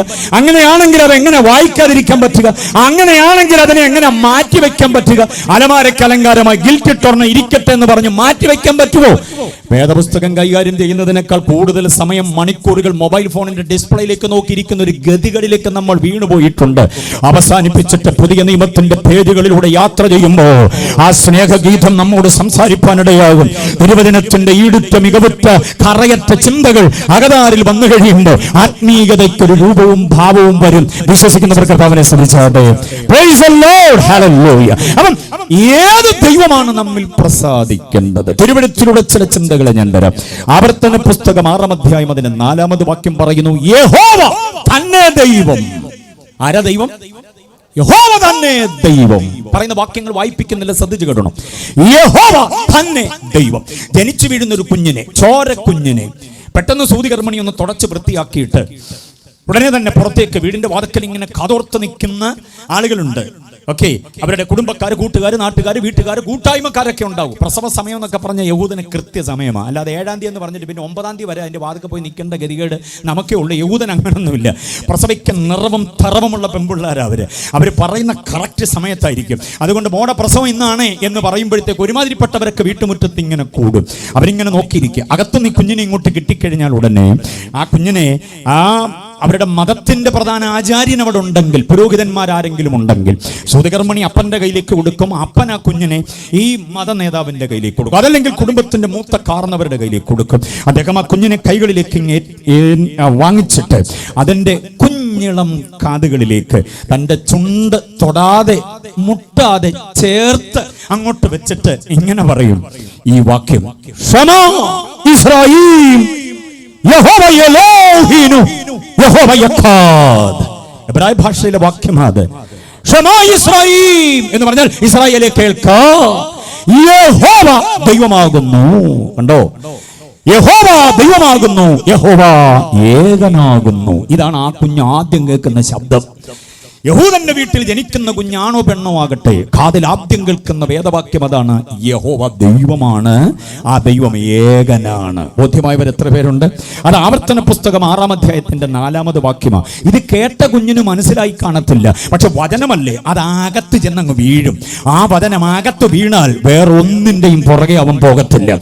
ഏതാണ്ട് വലിയത് തരാമെന്നൊക്കെ പറയുന്നതായിരിക്കുന്ന ഒരു ശക്തിയുടെയും പുറകെ പോകാതെ ഏകദൈവ വിശ്വാസത്തിൽ അധിഷ്ഠിതമായി ന്യായപ്രമാണം അനുസരിച്ച് ജീവിക്കുന്ന ഒരു ശൈലി അവർക്കുണ്ടായിരുന്നു ആരംഭകാലങ്ങളിൽ. പിന്നെ പ്രവാസത്തിലേക്കൊക്കെ പോകേണ്ടി വന്ന കാലത്ത് ലോകവുമായിട്ട് അവർ ഇടപഴകിപ്പോയത് പോട്ടെ, അത് വേറൊരു ചരിത്രമാണ്. അപ്പൊ 6-ന്റെ 4 മറക്കരുത്. ഇനി 7-ന്റെ 9 നോക്കിക്കുക. ദൈവമാരാ നാം അറിയേണ്ട, ദൈവമാരാ നാം ആശ്രയിക്കേണ്ട, ദൈവമാരാ. 7-ന്റെ 9 പറയുന്നു, യഹോവ തന്നെ സത്യദൈവം. നമ്മുടെ ദൈവം ആരാന്നാ പറഞ്ഞു? സത്യദൈവം. ഏകനാണ് എന്നൊരു ചിന്തയുണ്ട്. അപ്പൊ 7-ന്റെ 9 പറയുന്നു സത്യദൈവം. യിരെമ്യാവ് 10-ന്റെ 10 പറയുന്നു യഹോവ സത്യദൈവം തന്നെ. അപ്പൊ സേവിക്കേണ്ട ദൈവം സത്യദൈവമാകണം. മനസ്സിലായോ? ഈ യോഹന്നാന്റെ സുവിശേഷം 17-ന്റെ 3-ാമത് വാക്യത്തിൽ പറയുന്നു യഹോവ ഏക സത്യദൈവമാണ്. അപ്പൊ ദൈവം ആരാ? ഏക സത്യദൈവമാണ്. ഏക സത്യദൈവം എന്ന് പറഞ്ഞാൽ തുല്യം പറയാനില്ലാത്ത, അതുപോലാണ് ഇത് എന്ന് പറയാനില്ലാത്ത ഒരു ദൈവം. അതാണ് ഏക സത്യദൈവം എന്ന് പറയുന്നത്. Price the Lord. ഈ ദൈവത്തെക്കുറിച്ച് ഇങ്ങനെ വിചാരങ്ങൾ വേദപുസ്തകത്തിന്റെ വാക്യങ്ങളിലൂടെ നമ്മൾ അന്വേഷിച്ചു പോയാൽ ഒത്തിരി വാക്യങ്ങൾ പറയണം. ഉൽപ്പത്തി 17-ന്റെ 1 ദൈവം തന്നെ പറയുന്നു, ഞാൻ സർവശക്തിയുള്ള ദൈവമാണ്. Price the Lord. ഞാൻ ആരാന്ന?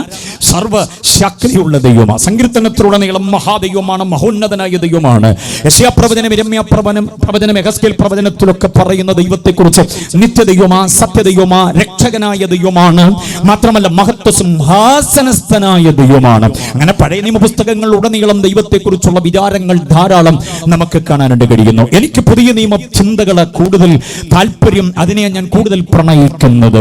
1 യോഹന്നാന്റെ ലേഖനം 5-ാം അധ്യായം അതിന്റെ 20-ാം വാക്യത്തിൽ യോഹന്നാൻ തന്നെ പറയുന്നുണ്ട്, സത്യദൈവത്തെ വെളിപ്പെടുത്താൻ അവൻ വന്നു എന്നുള്ളത്. ദൈവവിചാരങ്ങൾ നിരവധി വേദികളിലൂടെ, വീടുകളിലൂടെ, അതുപോലെ വീഥികളിലൂടെ ഒക്കെ നിന്ന് നടന്ന് പ്രസംഗിച്ച അനുഗ്രഹിത ദൈവദാസൻ അപ്പോസ്തലനായ പൗലോസ് ദൈവത്തെക്കുറിച്ച് പറയുന്ന ഒരു ഭയങ്കര വിചാരമുണ്ട്. അത് 14-ാം അധ്യായം അതിന്റെ 15-ാം വാക്യമാണ്. ഏത് 14? അത് തന്നെ 14-ാം അധ്യായം 15-ാമത് വാക്യം, അപ്പോസ്തല പ്രവൃത്തി 14:15. ഇവിടെ ഇരിക്കുന്ന ഒരൊറ്റ വ്യക്തിയും മറന്നു പോകരുത്. 14-15 വാക്യം എന്താ അവിടെ പറഞ്ഞിരിക്കുന്നത്? ആകാശവും ഭൂമിയും സമുദ്രവും അവയിലുള്ള സകലതും ഉണ്ടാക്കിയ ജീവനായ ദൈവത്തെങ്കിലേക്ക് തിരിഞ്ഞുകൊള്ളണം. ഇന്ന് രാത്രിയിൽ ഈ ദേശത്ത് എത്ര മാത്രം ദൂരത്തിൽ മെച്ചമായി ശബ്ദം കേൾക്കാൻ പറ്റുമെന്ന് എനിക്ക് വലിയ അറിവില്ല. ഇവിടുത്തെ ഭൂമിശാസ്ത്രം എനിക്കറിയില്ല. എങ്കിലും സംഘാടകർ ആത്മഭാരത്തോടെ അത് ക്രമീകരിച്ചിട്ടുണ്ട്. അകത്തിരിക്കുന്നവരെക്കാൾ കൂടുതൽ പുറത്ത് ശ്രദ്ധിക്കുന്നവരുണ്ടെന്ന് വിശ്വസിച്ചുകൊണ്ട് ഞാൻ ഈ വാക്യത്തെ ഒരാവർത്തി കൂടെ സ്ഥാപിച്ചു വെക്കാൻ ആഗ്രഹിക്കുന്നു. ആകാശം അതിലുള്ളതെല്ലാം. ആകാശത്തിൽ എന്താ ഉള്ളത്? സൂര്യചന്ദ്ര നക്ഷത്രാദികൾ, ഗ്രഹങ്ങൾ, ഉപഗ്രഹങ്ങൾ അടക്കം കോടാനുകൂടി സംഗതികൾ അങ്ങ് ആകാശത്തുണ്ട്. നമ്മുടെ തലയ്ക്ക് മീതെ വാരിയിട്ടിട്ടുണ്ട്. നീലിമ കലർന്ന ഉണ്മയായ ആകാശമുണ്ടല്ലോ, അതിനകത്ത് ഇതിനെ സംസ്ഥാപിച്ചു വെച്ചിട്ടുണ്ട്. അതതിന്റെ ഭ്രമണപഥത്തിൽ തമ്മിത്തട്ടി തകർന്ന് തരിപ്പണമായി പോകാതെ കൃത്യാനുപാതത്തിൽ അയനം ചെയ്യത്തക്ക നിലയിൽ അതിനെ നിയന്ത്രിക്കുന്ന ഒരു പരാശക്തി. Praise the lord. പൗലോസ് അതാ പറയുന്നത്, ആകാശം അതിലുള്ളതെല്ലാം, ഭൂമി അതിലുള്ളതെല്ലാം. ഭൂമിയിലെ തടാകങ്ങൾ, പുഴകൾ, പർവ്വതങ്ങൾ, കുന്നുകൾ, താഴ്വാരങ്ങൾ, ഭയങ്കരമായ അഗാധഗർത്തങ്ങൾ ഒക്കെ ഉണ്ട്. ഇതിനകത്ത് എല്ലാം ജീവിക്കുന്ന ജീവജാലങ്ങൾ കടതിന്റെ ആഹാരം കൃത്യമായി മുറതെറ്റാതെ നൽകി കൊടുക്കുന്ന ഒരു ദൈവം. Price the Lord. ഏതെങ്കിലും മൃഗങ്ങൾക്ക് പട്ടിണി ഉണ്ടോ വെച്ചാൽ, പട്ടിണിയുള്ള ആകെയുള്ള മൃഗങ്ങൾ എന്ന് പറഞ്ഞാൽ നമ്മൾ വളർത്തുന്ന ആടും കോഴിയും താറാവും പോത്തും എരുമയൊക്കെ ഉള്ളൂ. നമ്മൾ യോഗമാണെന്നും പറഞ്ഞ് പള്ളി കയറി 21 ദിവസത്തെ ഉപവാസമായാൽ ആടിന്റെ കാര്യം കഷ്ടം തന്നെ. അപ്പൊ ലാവലെ അല്ലാതെ പിന്നെ അതിന് വേറെ ഒന്നും കിട്ടാൻ ഒരു സാധ്യതയില്ല. മേരിക്കൊണ്ടൊരു കുഞ്ഞാട്, മേനി കൊടുത്തൊരു കുഞ്ഞാട്, പാൽനിര പോലെ വെളുത്താട്. പഠിച്ചിട്ടുണ്ടോ പാട്ട്? പണ്ട് പഠിച്ചിട്ടുണ്ട്. പക്ഷെ നമ്മുടെ ആടിനെ വെളുത്ത ആടായിരുന്നു, മിനുമിനുത്ത ആടായിരുന്നു. രാവിലെ തന്നെ തിന്ന് ഇപ്പോൾ കറുത്ത ആടിന് വെള്ളപ്പുള്ളിയാണോ അതോ വെളുത്ത ആടിന് കറുത്ത പുള്ളിയാണോ എന്ന് അറിയാൻ വയ്യാത്ത പരുവത്തിൽ മൊത്തത്തിലൊരു കറുപ്പ് വ്യാപരിച്ചു. പ്ലാവിൻ്റെ അരക്ക് പറ്റി. മനസ്സിലായോ? ഇങ്ങനെയാണ് നമ്മൾ ആടിനും കോഴിയൊക്കെ വളർത്തുന്നത്. പിന്നെ പെട്ടെന്ന് ഇതങ്ങ് വളരണം, ഇറച്ചി ആക്കണം എന്നുള്ളത് കൊണ്ട് ഹോർമോണും കൂടെ കുത്തിവെച്ച് അതിൻ്റെതായ തീറ്റ കൊടുത്ത് നമ്മളതിനെ കനപ്പിക്കുക. പക്ഷേ കാട്ടിലെ മാനിനെയും കാട്ടിലെ സിംഹം, കടുവ, പുലി, കാട്ടുപോത്ത്, കാട്ടാനയൊക്കെ നോക്കൂ, എന്നെ കൊഴുപ്പ, എന്നെ മുഴുപ്പാന്നറിയാമോ? കണ്ട നമ്മൾ അങ്ങനെ അങ്ങ് നിന്നു പോകും. ഇതിന് വിളമ്പുന്നത് ആരാന്നറിയാമോ? ഈ പരാശക്തിയാ. Price the Lord. ഒരു നേരത്തെ ആഹാരത്തിന് പോലും മുടക്കമില്ലാതെ സകല ജീവജാലങ്ങൾക്കും അതിന്റെ ആഹാരം. കഴിഞ്ഞ ദിവസം ഒരു പ്രസംഗത്തിൽ ഞാൻ പറഞ്ഞതുപോലെ ആവർത്തിക്കുകയാ, മീൻ വേണ്ടുന്നതിന് മീൻ, മനസ്സിലാകുന്നുണ്ടോ? പുല്ല് വേണ്ടുന്നതിന് പുല്ല്, മാംസം വേണ്ടുന്നതിന് മാംസം, തേൻ വേണ്ടുന്നതിനെല്ലാം തേൻ. ഇതിനൊന്നും പട്ടിണിയില്ല. ആരാജ വിളമ്പുന്ന ഇതിനെല്ലാം? ആ വിളമ്പുന്നവന്റെ പേരാണ് ഞങ്ങൾ ഇന്ന് രാത്രി പാടുന്ന പരാശക്തി, ജഗന്നിയന്താവ്. മനുഷ്യന്റെ ബുദ്ധികൂർമ്മത കൊണ്ട് അവൻ പടച്ചു വെച്ച എന്തിനെയെങ്കിലും ദൈവമായി കാണാതെ, മനുഷ്യന്റെ ശില്പവൈദഗ്ധ്യം കൊണ്ട് അവൻ പടച്ചു വെച്ച വല്ലതിന്റെയും മുൻപാകെ സാഷ്ടാംഗ പ്രണാമം ചെയ്യാതെ ഈ പ്രപഞ്ചത്തെ ഇത്ര ശ്രേഷ്ഠമായി ആഭകൂരം ഭംഗിയായി പണിതീർത്ത ഒരു ദൈവമുണ്ട്. കണ്ണിന് കാണാൻ കഴിയത്തില്ലെങ്കിലും അവന്റെ പ്രവൃത്തിയുടെ വൈശിഷ്ട്യം കൊണ്ട് ആ ദൈവത്തിന്റെ പ്രതാപം, ആ ദൈവത്തിന്റെ സർവശക്തി ബോധ്യമായ ദൈവമക്കൾ ആ കരമടിച്ച് കർത്താവിനെ ഒന്ന് സ്തുതിക്കുന്നുണ്ട്. തെറ്റില്ല. ഒരു പറ്റം ആളുകൾക്ക് ആ ദൈവമാരാണെന്ന ബോധ്യമുണ്ടാകട്ടെ. Praise the lord. ഹല്ലേലൂയ. ഇനി സമുദ്രം അതിലുള്ള സകലത്, നീലത്തിമിംഗലമടക്കമുള്ള സകല വലിയ വലിയ മത്സ്യങ്ങൾക്കും ടൺ കണക്കിന് ആഹാരം വേണം. ഒരു നേരം 2 ചപ്പാത്തി അല്പം കോഴിച്ചാറും ഉണ്ടെങ്കിൽ ഒരു നേരം നമുക്ക് കുശാല, കുഴപ്പമില്ല. അല്ലെ ഒരു 3 ചപ്പാത്തി ആയിക്കോട്ടെ. ആൻറ്റിമാരെന്നെ തുറഞ്ഞു നോക്കുന്നു. 3 പാസ്റ്റേ 10-12 കൊടുത്താലും പിന്നെ ഉണ്ടോയെന്ന് ചോദിക്കുന്ന പുള്ളികളാണ് ഞങ്ങളുടെ കൂടെ. അത് ചിലരുടെ കാര്യമാണ്. ഞാൻ പൊതുവെ ഒരു ന്യായമാണ് പറഞ്ഞു, ഒരു 3 അല്ല 4. പക്ഷെ ഒരു നേരം 1 ടൺ ആഹാരം വേണം നീലത്തിമിംഗലത്തിന്. അറിയാമോ? വായി തുറന്ന് പിടിച്ചോണ്ട് ഇങ്ങനെ ഒരു കറക്കം കറങ്ങി അതിൻ്റെ ആവാസ കേന്ദ്രത്തിലേക്ക് വരുമ്പോൾ അകത്ത് മത്തി, അയില, കൊഴിയാള, ചാള, ചൂര അടക്കമുള്ള മത്സ്യങ്ങൾ, കടൽ പുല്ലുകൾ, വേറെ കുറേ ജീവികൾ, കൊഞ്ചടക്കമുള്ളത് 1 ടൺ അകത്ത് കയറും. എന്നിട്ട് വായടച്ചാൽ പിന്നെ കുറേ നേരം നേരം വിശ്രമമാണ്. ഒരു നേരം ഒരു ടൺ ആഹാരം വേണ്ടുന്ന നീലത്തിമിംഗലത്തിനും വെള്ളത്തിന്റെ ഓളപ്പരപ്പിൽ തത്തിക്കളിക്കുന്ന കുഞ്ഞു കുഞ്ഞു കുഞ്ഞു കുഞ്ഞു മീനുണ്ടല്ലോ, 1 മണി അരിയെടുത്ത് 2, 3, 4 ആയിട്ട് അതിനെ മുറിച്ചാൽ അതിൽ ഒരു തരി ഒരു നേരം മതിയാകുന്ന കുഞ്ഞു മീനുണ്ട്. അതിനും പട്ടിണിയില്ല. 1 ടണ്ണ് വേണ്ടുന്നതിനും പട്ടിണിയില്ലാതെ കൊടുക്കുന്ന ഒരു ദൈവമുണ്ട്, വിളമ്പുന്ന ഒരു ദൈവമുണ്ട്. ആ ദൈവമാ പറഞ്ഞത് ഞാൻ നിന്റെ കൈ പിടിച്ചിട്ടുണ്ട്. ആ ദൈവമാ പറഞ്ഞ ഞാൻ നിന്റെ കൂടെയുണ്ട്. ആ ദൈവമാ പറഞ്ഞ നിന്റെ തലമുറയെ ഞാൻ അനുഗ്രഹിക്കും. ആ ദൈവമാ പറഞ്ഞ ഞാൻ നിന്നെ ഉപേക്ഷിക്കത്തില്ല. ആ ദൈവമാ പറഞ്ഞ ഞാൻ ഏറ്റു നിന്റെ കാര്യം. ആ ദൈവത്തിന്റെ കയ്യിലാണ് നമ്മുടെ ആധാരം. തിരിച്ചറിയുന്നവർ കർത്താവിനെ സ്തുതിക്കുക. ഈ പ്രഥമ രാത്രി ദൈവത്തെ കുറിച്ച് അറിഞ്ഞിട്ടൊന്ന് മഹത്വപ്പെടുത്തുക. ദൈവത്തെ കുറിച്ച് അറിഞ്ഞിട്ട് ഈ ദൈവം എന്റെ ദൈവമാണ്, ഈ ദൈവമാണ് എന്റെ ദൈവം, ഈ ദൈവത്തിന്റെ മകളാണ് ഞാൻ, ഈ ദൈവത്തിന്റെ മകനാണ് ഞാൻ എന്ന ബോധ്യത്തോടെ നിൽക്കണം നമുക്ക്. അപ്പൊ ആകാശം അതിലുള്ളതെല്ലാം, ഭൂമി അതിലുള്ളതെല്ലാം, സമുദ്രം അതിലുള്ളതെല്ലാം ഉണ്ടാക്കിയ ദൈവം, ഈ ദൈവമാണ് നമ്മിൽ പ്രസാദിക്കേണ്ടത്. എത്ര പേർക്ക് മനസ്സിലായി? ഈ ദൈവമാണ് നമ്മിൽ പ്രസാദിക്കേണ്ടത്. ഇനി കേട്ടോണം, തിന്മകൾ മാത്രം ചെയ്ത് കൊള്ളയും കൊലപാതകങ്ങളും അക്രമങ്ങളും അനീതികളും വല്ലാത്ത വൈരാഗ്യങ്ങളും വിഭാഗീയ മനോഭാവങ്ങളും വിമർശന വിരോധ വിദ്വേഷങ്ങളും ഒക്കെയായി ജീവിച്ച് അമ്പട ഞാന എന്ന പരുവത്തിൽ ദാർഷ്ട്യം, ധിക്കാരം, താൻ പോരും, അഹങ്കാരം, അഹന്ത ഒക്കെ ഉള്ളവരായി ജീവിക്കുന്ന മനുഷ്യനറിയണം, ഈ അഹന്തയ്ക്കെല്ലാം മീതെ പരമാധികാരമുള്ളൊരു ദൈവമാണ് ഈ ദൈവം. എത്ര പേർക്ക് സമ്മതിക്കാൻ കഴിയുന്നുണ്ട്? ആവർത്തന പുസ്തകം 32-ാം അധ്യായം അതിന്റെ 39-ാമത് വാക്യം മറന്നുപോകരുത്. കുഞ്ഞുങ്ങളടക്കം കേട്ടോണം. അഹങ്കാരം രക്തത്തിൽ അലിഞ്ഞു ചേർന്ന മുഴുവൻ ആളുകളും ശ്രദ്ധിക്കണം.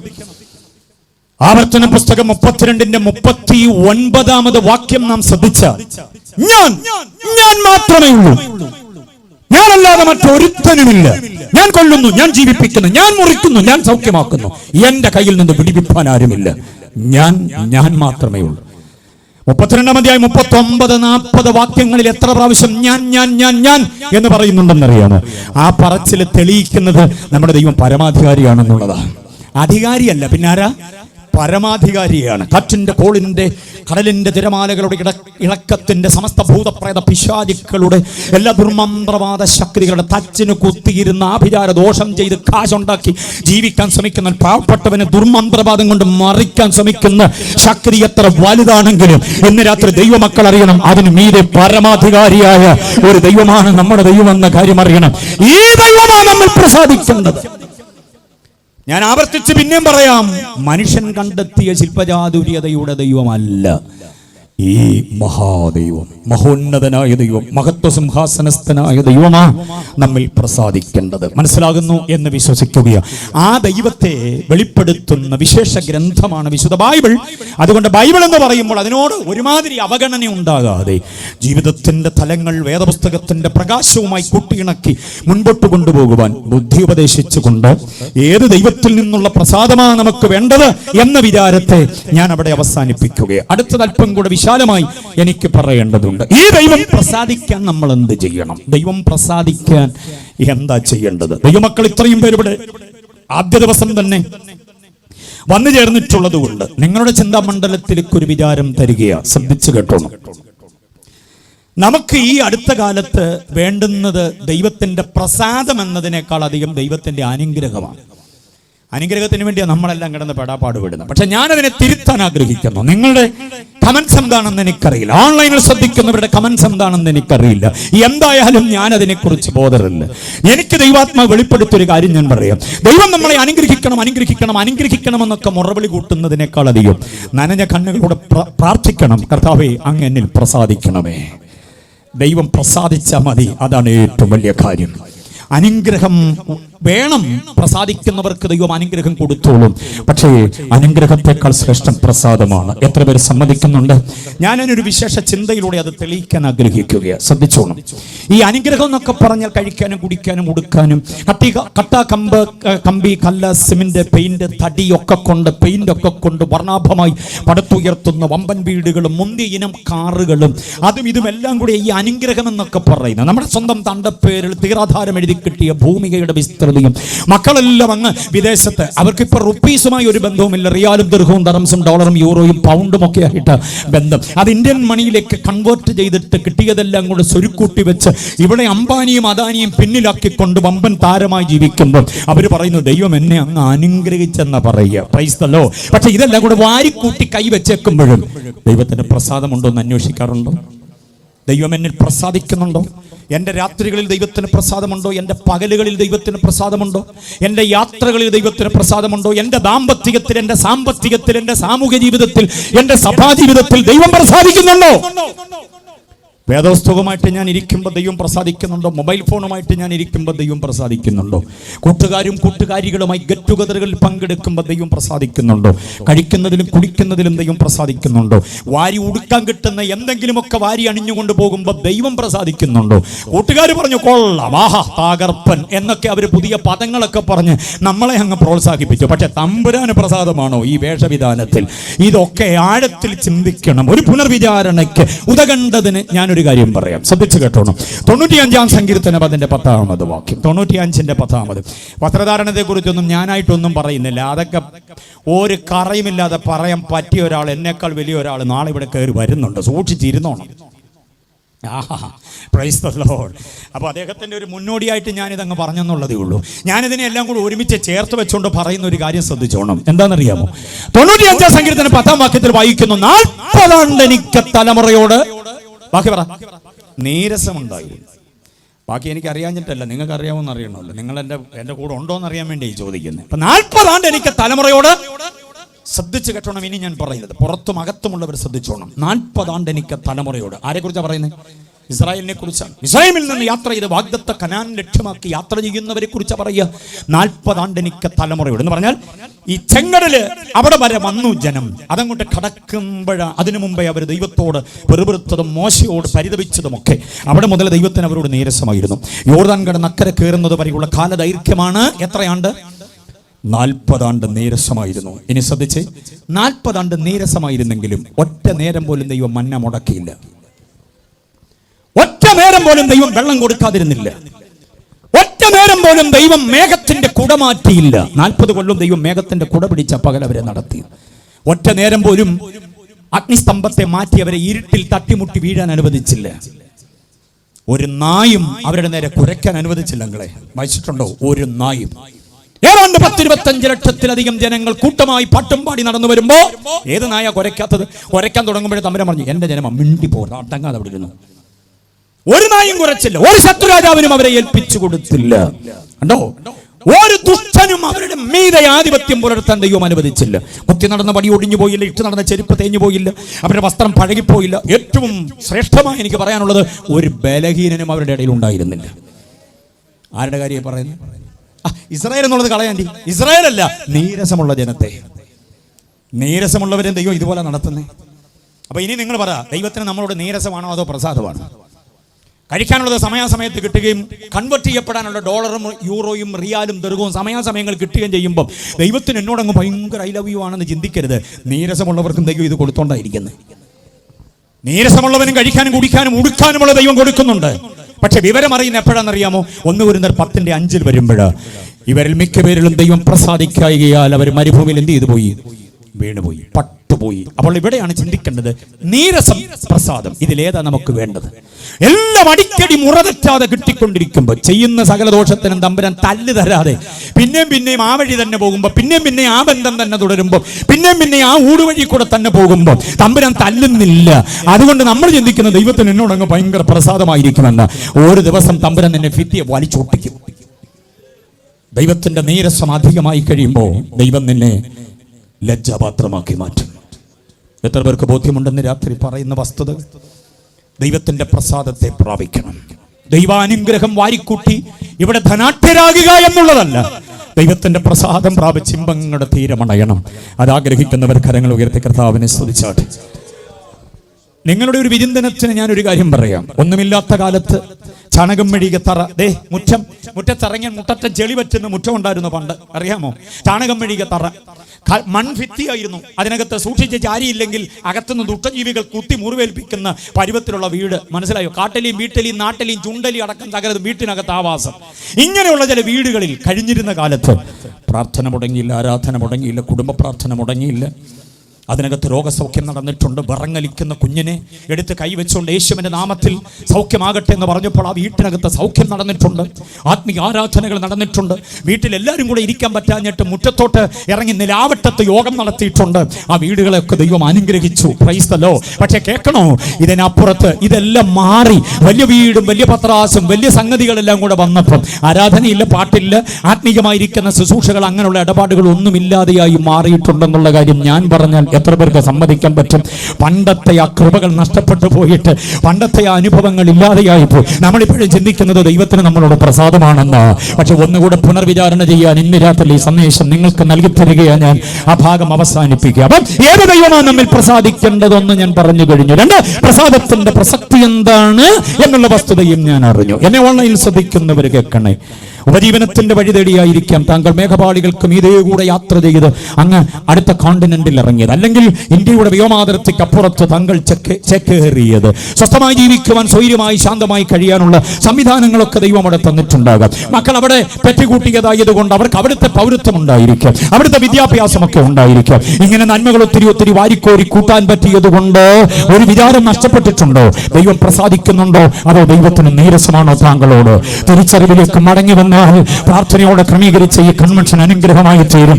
ദേശത്തോട് സുവിശേഷം അറിയിക്കുന്ന കാര്യം ഞാൻ മറന്നിട്ടില്ല.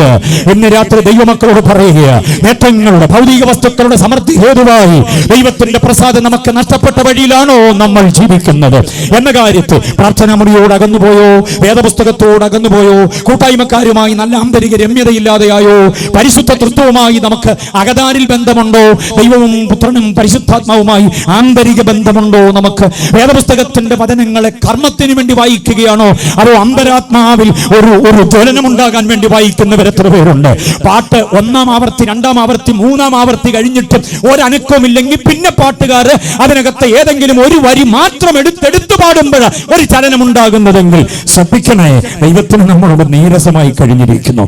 നമ്മുടെ ചില ഇടപാടുകൾ ദൈവത്തിന് നീരസമായി. ഒരു മടക്കയാത്രയ്ക്ക് മനസ്സാകണം. ഞാൻ ഓൾട്ടക്കൊള്ളേക്കൊന്നും പോകുന്നില്ല. നമ്മുടെ ആത്മീയതയൊന്ന് പുനർവിചാരണ ചെയ്യാൻ ഈ പ്രസാദവും നീരസവും എന്ന രണ്ട് പദങ്ങൾക്കിടയിൽ നമ്മളെ നിർത്തിയിട്ട് ചിന്തിക്കണം. നമ്മൾ അതിന് മനസ്സാകുന്നവർക്കായി ഞാൻ ദൈവത്തെ സ്തുതിക്കുന്നു. കരങ്ങൾ ഉയർത്തി കർത്താവിനെ സ്തുതിക്കാം.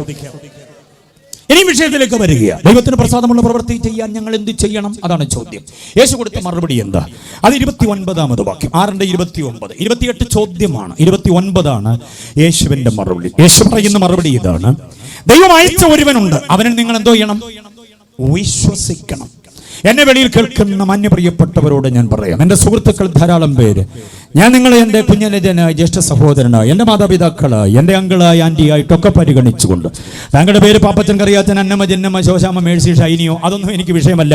ഗോപിയെന്നോ ശശിയെന്നോ നാരായണനെന്നോ അല്ലെങ്കിൽ ലൈല ബീവി എന്നോ ഫാത്തിമ ബീവി എന്നോ അബ്ദുൾ റസാഖ് എന്നോ എന്തുമായിക്കൊള്ളട്ടെ, ഞാൻ താങ്കളെ എൻ്റെ ഒരു സഹോദരനായി കണ്ടുകൊണ്ട്, എൻ്റെ കൂടപ്പിറപ്പായി കണ്ടുകൊണ്ട് വേദപുസ്തകത്തിൻ്റെ തുറന്ന ചില ആശയങ്ങളെ വെളിപ്പെടുത്തുകയാണ്. മതത്തിന്റെ ട്രാക്കിൽ നിന്ന് ചിന്തിക്കാതെ നിഷ്പക്ഷമായി ആത്മീയ വിചാരങ്ങൾ എന്ന പേരിൽ ഇതിനെ ചിന്തിക്കുമ്പോൾ വിശ്വാസത്താൽ താങ്കൾക്ക് ദൈവത്തിന്റെ പ്രസാദം ലഭിക്കപ്പെടാനിടയാകും. Praise the lord. യേശു പറഞ്ഞത് ഇങ്ങനെയാണ്: ദൈവം അയച്ച ഒരുവനുണ്ട്, അവനിൽ നിങ്ങൾ എന്തോ ചെയ്യണം?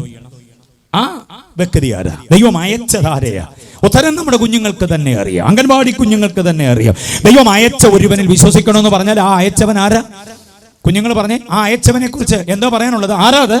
നമ്മുടെ വാഴ്ത്തപ്പെട്ട കർത്താവ്, പ്രാണനാഥൻ, വീണ്ടെടുപ്പുകാരൻ, മഹാദൈവമെന്ന് വിശേഷിപ്പിക്കുന്ന, സത്യദൈവമെന്ന് പറയാവുന്ന, സർവശക്തനെന്ന് പറയാവുന്ന, വീരനാം ദൈവമെന്ന് പറയാവുന്ന നമ്മുടെ കർത്താവ്, കാലത്തിന്റെ കാരണഭൂതൻ, ലോകത്തിന്റെ വിധി കർത്താവ്, എന്റെയും നിങ്ങളുടെ പ്രാണന്റെ മേൽ പരമാധികാരമുള്ളവൻ, ഗദ്സമനയിലെ പച്ചമണ്ണിൽ വീണുകിടന്ന് പ്രാർത്ഥിച്ചു പിടിക്കപ്പെട്ട നേരം മുതൽ അവിടെ നിന്ന് അടിച്ചു നടത്തി ഗബധായിൽ കൊണ്ട് എന്ന് തകർത്ത് തരിപ്പണമാക്കി അവിടെ നിന്ന് തന്നെക്കാൾ 3 ഇരട്ടി ഭാരമുള്ള തടിക്കുരിശും വഹിച്ച് 2 നാഴിക ദൂരം നടന്ന് ഗോൽഗോഥായിൽ നമുക്ക് വേണ്ടി പടഞ്ഞു തീർന്ന് നസ്രായൻ. ഹല്ലേലൂയ.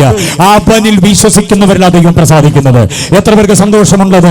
യേശുവിൽ വിശ്വസിക്കുന്നവരിൽ ദൈവം പ്രസാദിക്കുക. അപ്പൊ ദൈവത്തിന്റെ പ്രസാദം ഏത് ദൈവമാ? അത്യുന്നതനായ ദൈവം. ഞാൻ പറഞ്ഞല്ലോ, ആ ദൈവത്തിൽ ദൈവം നമ്മിൽ പ്രസാദിക്കണമെങ്കിൽ മാനവജാതിയുടെ രക്ഷാകര ദൗത്യത്തിന് വേണ്ടി, വീണ്ടെടുപ്പിന്റെ പദ്ധതിക്ക് വേണ്ടി നിത്യനരകത്തിയിലേക്ക് യാത്ര ചെയ്തിരുന്ന നമ്മെ അവിടെ നിന്ന് പിടിച്ചെടുത്ത് ദൈവോന്മുഖമാക്കി മാറ്റിയ ദുഷ്ടന്മാരും ചതിയന്മാരും മായാവികളും വഞ്ചകന്മാരുമായിരുന്ന നമ്മെ അതിൽ നിന്ന് മാറ്റി ദൈവത്തിന് വൃതന്മാരും പ്രിയന്മാരും പ്രിയന്മാരും വിശ്വസ്തന്മാരും നിഷ്കളങ്ക മക്കളുമാക്കാൻ തന്റെ നെഞ്ചിലെ ചോര ഊറ്റിത്തന്ന് ആ കർത്താവിൽ വിശ്വസിക്കുന്നവനിലാണ് ദൈവം പ്രസാദിക്കുന്നത്.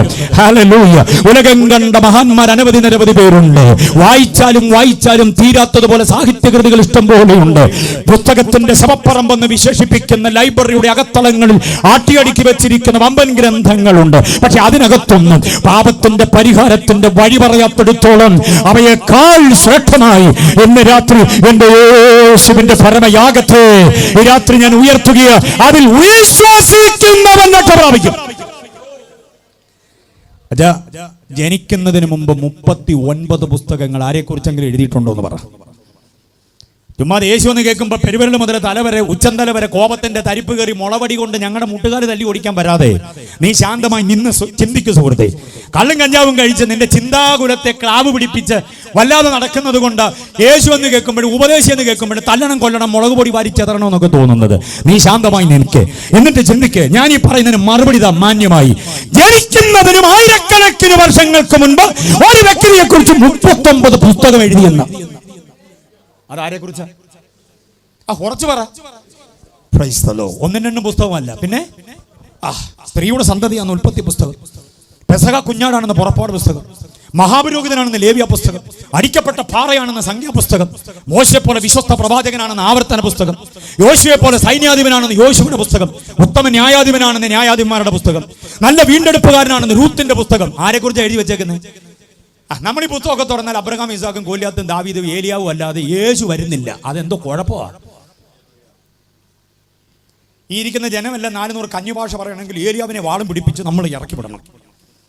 ഗോലിയാത്തിന്റെ കയ്യിലേക്ക് കവണയും പിടിപ്പിച്ച് ഇറക്കി വിട്ടെങ്കിലേ ജനം ആമേൻ പറയത്തുള്ളൂ. യേശു എന്ന് പറഞ്ഞിരുന്ന കോട്ടുമായിട്ട് കാണിക്കും. ആത്മീയ ലോകത്തിന്റെ ഏറ്റവും വലിയ പുഴുക്കുത്തത നിങ്ങളുടെ ഈ പൾസ് മനസ്സിലാക്കിയിട്ടാണ് യേശുവിനെ അങ്ങ് ബെത്ലഹേമിനെ കണ്ടുകൊണ്ട് അടച്ചു വിട്ടിട്ട് ഈ ഗോലിയാത്തിനെ കൊണ്ട് ആളുകൾ കയറി വരുന്നത്. ഗോലിയാത്ത് എന്ന് പറയുമ്പോൾ മിണ്ടാതിരിക്കണം അവിടെ. ഈ ഗോലിയാത്ത് ഏലിയാവും എല്ലാം കേട്ടിട്ട് ഇപ്പം നമുക്ക് എറിയാനും വെട്ടാനും അല്ലാതെ വേറെ വല്ലതും അറിയാവോ? സഹിക്കാനും ക്ഷമിക്കാനും പൊറുക്കാനും വഹിക്കാനും താങ്ങാനും കരുതാനും ഒന്നും നമുക്ക് അറിയത്തില്ലല്ലോ. നമ്മൾ ക്ഷിപ്രകോപികളാകുന്നു. കുന്തം കൊണ്ട് നടക്കാൻ ശൗലിനെ പോലെ പറ്റത്തില്ലെന്നുകൊണ്ട് നമ്മളൊരു കുന്തം ഉണ്ടാക്കി പോക്കറ്റിൽ കുത്തിയിട്ടുണ്ട്. ഏതാ? അതുകൊണ്ട് അങ്ങ് എഴുതി ഒതുക്കുക. അതല്ലെങ്കിൽ കീപാടിനകത്ത് അക്ഷരം പരതി എടുത്ത് നമ്മൾ ഒരുത്തന്റെ നേരെ അങ്ങ് പ്രയോഗിക്കുക. അവനെ അങ്ങ് കൊന്നവന്റെ നെഞ്ചകത്ത് റീത്തും കൂടെ വെക്കുക നമ്മുടെ അക്ഷര കൂട്ടുകൊണ്ട്. എന്താ കാര്യമെന്നറിയാമോ? കേൾക്കുന്നതെല്ലാം ഈ വിരോധത്തിന്റെയും ഈ കൊല്ലും കൊലവിളിയുടെയുമാണ്. പക്ഷേ സ്നേഹത്തിന്റെ, സഹനത്തിന്റെ, ത്യാഗത്തിന്റെ, ഉൾക്കൊള്ളലിന്റെ, വഹനത്തിന്റെ ഒക്കെ ഒരാളത്വം എന്റെ യേശു മാത്രമാണെന്ന് പറഞ്ഞാൽ അതിനെ കരമടിച്ച് സ്വത്രം പറയാൻ എത്ര പേരുണ്ട്? യേശുവിനെ കേൾക്കണം. 1 ശമൂവേലിന്റെ പുസ്തകം മുതൽ 2 ദിനവൃത്താന്തം വരെയുള്ള പുസ്തകങ്ങളിൽ യേശു നിത്യരാജാവാണ്. അറിയാമോ? സിംഹാസനം നഷ്ടപ്പെടാത്ത നിത്യനായ രാജാവ്. 40 കൊല്ലം, 60 കൊല്ലം, 52 കൊല്ലം, 8 മാസം, 8 വർഷമൊക്കെ ഭരിച്ച് 42 രാജാക്കന്മാർ ഒഴിഞ്ഞു പോകുക.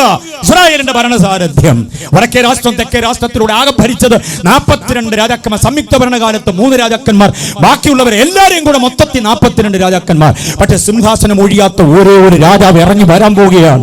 ഇവിടുത്തെ പ്രത്യേക ശാസ്ത്രങ്ങൾ, രാഷ്ട്രീയ മീമാംസകൾ, തത്വസംഹിതകൾ, ആചാരങ്ങൾ, അനുഷ്ഠാനങ്ങളെല്ലാം 8 മടക്കി വേസ്റ്റ് ബിന്നിലേക്ക് തട്ടിയിട്ട് ഒരു പുത്തൻ വ്യവസ്ഥയോടുകൂടെ ഈ രാജ്യം സത്യധർമ്മ ന്യായ നീതിയോടുകൂടെ ഭരിക്കപ്പെടുന്ന ഒരു വ്യവസ്ഥയോടെ വരും എന്ന് ഞാൻ പറഞ്ഞാൽ വിശ്വസിക്കുന്നവർ എത്ര പേരുണ്ട്? വിഷം ചേർത്ത മുളക് പൊടിക്ക് വരെ ഇവിടെ അനുവാദമാണ്. എന്നെ വ്യവസ്ഥയാന്ന് പറ.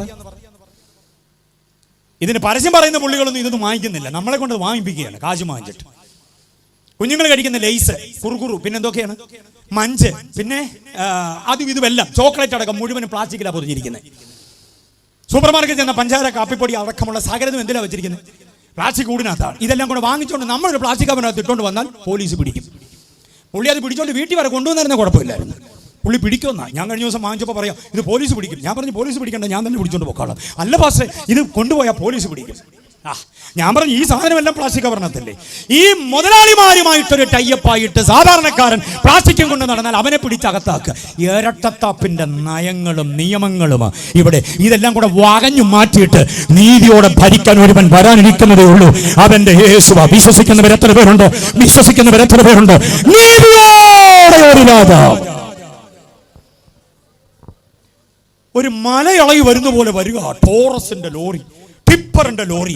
ആ ഡ്രൈവർക്ക് ബെൽറ്റ് ഇടണ്ട. ഓട്ടോ ഓടിക്കുന്നവന് ബെൽറ്റ് ഇടണ്ട. മനസ്സിലാവുന്നുണ്ടോ? ഒരു 800 ഒരുത്തൻ ഇറങ്ങിയ അത്യാവശ്യത്തിന് പാല് വാങ്ങിക്കാൻ അങ്ങോട്ട് ഇറങ്ങിയതാ. അവൻ ബെൽറ്റ് ഇട്ടില്ല എന്നുള്ള കാരണത്താൽ അവന്റെ പാല് കൂടി പൊട്ടി.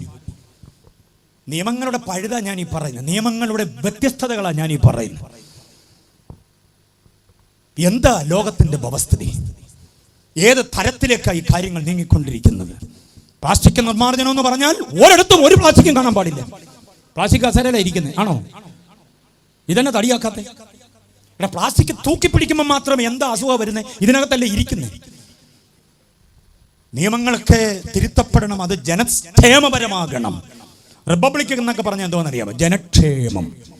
അതാണ് റിപ്പബ്ലിക്കിന്റെ വാക്കിന്റെ അർത്ഥം തന്നെ, ജനക്ഷേമം എന്ന. ഇവിടെ ക്ഷേമമല്ല, ക്ഷാമമാണ്. ശ്വാസം മുട്ടുക, പുറത്തിറങ്ങാൻ പറ്റത്തില്ല. ചുമ്മാ നടന്നു പോകുമ്പോഴും പേടിയാണ് നമുക്ക്. അയ്യോ, ബെൽറ്റ് ഇട്ടിട്ടുണ്ടോ? നടന്നു പോകുമ്പോഴും ബെൽറ്റ് ഇട്ടില്ലെങ്കിൽ പിടിക്കപ്പെട്ടെങ്കിലോ എന്ന് വിചാരിച്ച. മനസ്സിലായില്ലേ? ആകപ്പാടെ ഒരു വല്ലാത്ത വ്യവസ്ഥിതി. ഇവിടെയാണ് എനിക്ക് പ്രത്യാശയുള്ളത്. എൻ്റെ കർത്താവ് വെളിപ്പെടാൻ നേരമായി. സകല ജനത്തിനും സത്യധർമ്മ ന്യായ നീതികളെ ഒരുമിച്ച് കോർത്തിണക്കിക്കൊണ്ടൊരു വ്യവസ്ഥിതി ഇവിടെ വരാൻ പോവുക. കൊല ചെയ്തവനും തല്ലിക്കൊന്നവനും പൊട്ടിച്ചു കളഞ്ഞവനും തകർത്തവനും കുടുംബത്തെ മുച്ചൂട് മുടിച്ചു കളഞ്ഞവനും ഒക്കെ നെഞ്ചു വിരിച്ച് നടക്കുമ്പോൾ ഒരു ദോഷം ചെയ്യാത്ത നിരപരാധി അകത്തേക്കം വലിക്കുന്ന ഗതികളിലേക്ക് കാര്യങ്ങൾ നീങ്ങും. Manorama, Mangalam, Madhyamam, Mathrubhumi, Janayugom, Thaniniram, Deepika, Janmabhumi, Dinamalar, Dinathanthi, Indian Express, the Hindu അടക്കമുള്ള സകല പത്രങ്ങളും 5:30 മണി മുതൽ നമ്മുടെ മുറ്റത്ത് പറന്ന് വീഴാറുണ്ടല്ലോ. 1-ാം പേജ് മുതൽ അവസാന പേജ് വരെ വായിക്കേ. സംഭവങ്ങളും അരിക്ഷിതാവസ്ഥകളും കൂടുന്നതല്ലാതെ കുറയുന്നില്ല. കേന്ദ്രമാര് ഭരിച്ചാലും സംസ്ഥാനമാര് ഭരിച്ചാലും ഗതികേടുകൾ തുടരുകയാണ്. കാരണം എന്താണെന്നറിയാമോ? ഇതിന്റെ അടിസ്ഥാന പ്രതി ആരെന്നറിയാമോ? ഇവിടുത്തെ പാർട്ടിക്കാരും ഇവിടുത്തെ സാധാരണക്കാരും ഒന്നുമല്ല, ഈ ലോകത്തിന്റെ ദൈവമായി പിശാച്. അവനെ അറസ്റ്റ് ചെയ്യാൻ കരുത്തുള്ള ഒരു നിയമവും ഇവിടെയില്ല. അവനെ അറസ്റ്റ് ചെയ്ത് കൂട്ടിലാക്കി 1000 കൊല്ലം റിമാൻഡ് ചെയ്യാൻ. ഇവിടെ ആകപ്പാടെ റിമാൻഡ് 14 ദിവസം, 17 ദിവസം, 1 മാസമൊക്കെ ആയിരിക്കും. പക്ഷേ 1000 കൊല്ലം ഒരു പ്രതിയെ റിമാൻഡ് ചെയ്തിട്ട് ഇവിടെ ഒരു ക്ഷേമ രാഷ്ട്രമുണ്ടാകും. എത്ര പേര് പ്രത്യാശിക്കുന്നുണ്ട്? ക്ഷേമരാഷ്ട്രം. ആ രാഷ്ട്രത്തിൽ നമ്മൾ ഭരിക്കപ്പെടുകയല്ല, രാഷ്ട്രത്തിൽ അവനോട് ചേർന്ന് നമ്മൾ ഭരിക്കുകയാണ്. ഇവിടെ ബോധ്യമായി ഇവർ പ്രത്യാശയുള്ളവരും കർത്താവിനെ സ്തുതിക്കുക. ആ പ്രത്യാശയുടെ അനുഗ്രഹീതമായ അനുഭവത്തിൽ നമ്മൾ നിലകൊള്ളുന്നത്. അങ്ങനെ ഒരു യേശുവിൽ വിശ്വസിക്കുന്നവന് എന്തുണ്ടാകുന്ന ദൈവപ്രസാദം ഉണ്ടാകും. വിശ്വസിക്കുന്നുണ്ടോ ആ ചിന്ത? അതുകൊണ്ടാണ് എബ്രായ ലേഖനം 11:6 പറയുന്നത്, വിശ്വാസം കൂടാതെ ആർക്കും ദൈവത്തെ കർമ്മകാണ്ഡങ്ങളിലൂടെ അല്ല, കർമ്മകാണ്ഡങ്ങളിലൂടെ അല്ല, എന്തെങ്കിലും പരിപാടി ചെയ്യുന്നതിലൂടെ, എന്തെങ്കിലും പുണ്യപ്രവൃത്തി ചെയ്യുന്നതിലൂടെയല്ല. വിശ്വസിക്കണം. ആരെ? യേശുവിനെ വിശ്വസിക്കണം. അടുത്ത ചിന്ത കേട്ടോണം. ഞാൻ ഓരോ ചിന്തകളും അടുക്കടുക്കായി പറയുന്നത് വിഷയം നിങ്ങൾക്ക് ആഴത്തിൽ മനസ്സിലാകും. യേശുവിൽ വിശ്വസിക്കണം. യേശുവിൽ വിശ്വസിച്ചെങ്കിലേ ദൈവപ്രസാദം ഉണ്ടാകുകയുള്ളൂ എന്ന് പറയാൻ കാരണം എന്താ? എൻ്റെ യേശുവിൻ്റെ ക്വാളിറ്റിയാണത്. Price the Lord. ഇനി ഞാൻ പറയുന്ന ചിന്തകൾ കേട്ടോണം. ചെങ്ങന്നൂർ നന്നായിട്ട് കേട്ടോണം. Praise the Lord. ഇവിടുത്തെ പേരെന്താണ്? പാറമേൽ പടി. അപ്പൊ പെട്ടെന്നൊന്നും ഇളകത്തില്ല, പാറയിലുള്ള പടിയല്ലേ. കേട്ടോണം. പാറയിൽ പണിത് വെച്ച കുറെ ദൈവശാസ്ത്ര ചിന്തകൾ അങ്ങോട്ട് പറയുക. കേട്ടോണം. യേശുവിൽ തന്നെ വിശ്വസിക്കണമെന്ന് എന്നെന്താ ഇത്ര നിർബന്ധം? ദൂരെ കേൾക്കുന്ന മാന്യ സഹോദര കേട്ടോണേ, യേശുവിലും അങ്ങനെ ഒന്നുമില്ല, യേശുവിൽ മാത്രം വിശ്വസിക്കണം. അപ്പോഴാണ് ദൈവപ്രസാദം ഉണ്ടാകുന്നത്. ഇനി ഞാൻ പറയാൻ പോകുന്ന യേശുവിനെ കുറിച്ച്. യേശുവിൻ്റെ ഒരു 6-7 കൂട്ടം യോഗ്യതകൾ അങ്ങോട്ട് പറയാം. അങ്ങനെ വിശ്വസിക്കണം. അല്ലാതെ യേശുവിൻ്റെ പനിക്ക് ഒരു നല്ല വൈദ്യനാണെന്നും മുഴ മാറ്റാൻ പറ്റിയ ഒരു നല്ല നാട്ടുവൈദ്യനാണെന്നും മാത്രം വിശ്വസിച്ചാൽ പോരാ. ക്രൈസ്തവർ യേശുവിനെ വിശ്വസിക്കുന്നത് അങ്ങനെ. മനസ്സിലായോ? അത്യാവശ്യം വീക്കെന്താക്കം, മുട്ടൽ, ചതവേ, പൊള്ളൽ, ഇതിനെല്ലാം സൗഖ്യം വരണം. അതിന് ഞാൻ യേശുവിനെ വിശ്വസിക്കുന്നു. പാസേ എനിക്കും കൂടെ ഒന്ന് പ്രാർത്ഥിക്കണേ എന്ന് പറഞ്ഞ് തല കൊണ്ട് ഇങ്ങനെ തരുന്നവരുണ്ട്. ഒന്ന് കൈവെക്കണേ, ഒന്ന് ബ്ലസ് ചെയ്യണേ പാസേ. എന്താ കാര്യം? 10-25 കൊല്ലമായി കൂടെ കൂടിയ ഒരു ബാധയാ കൊടിഞ്ഞി. എന്ന് പറഞ്ഞാൽ അറിയാവോ എന്തെന്നാ? മൈഗ്രെയിൻ, തലവേദന ഭയങ്കരമാണ്. കൊടിഞ്ഞി. എത്ര വർഷമായി? 25 വർഷം. എന്തോ ആന്റിയുടെ പേര്? കൊടിയമ്മ കൊടിഞ്ഞിയുമായി നടക്കാൻ തുടങ്ങിയിട്ട് 25 കൊല്ലമാണ്. കൃപയുള്ള ദൈവദാസൻ തലയിലോട്ട് കൈവച്ചിട്ട് യേശുവിന്റെ നാമത്തിൽ വട്ടമിട്ട് പോരാടുന്ന കൊടിഞ്ഞിയുടെ ശക്തിയെ ശാസിക്കുന്നു, ഭത്സിക്കുന്നു എന്ന് പറയുമ്പോൾ കൊടിഞ്ഞിയുടെ വഴിക്ക് പോകും. പൊടിയമ്മയുടെ വഴിക്കും പോകും.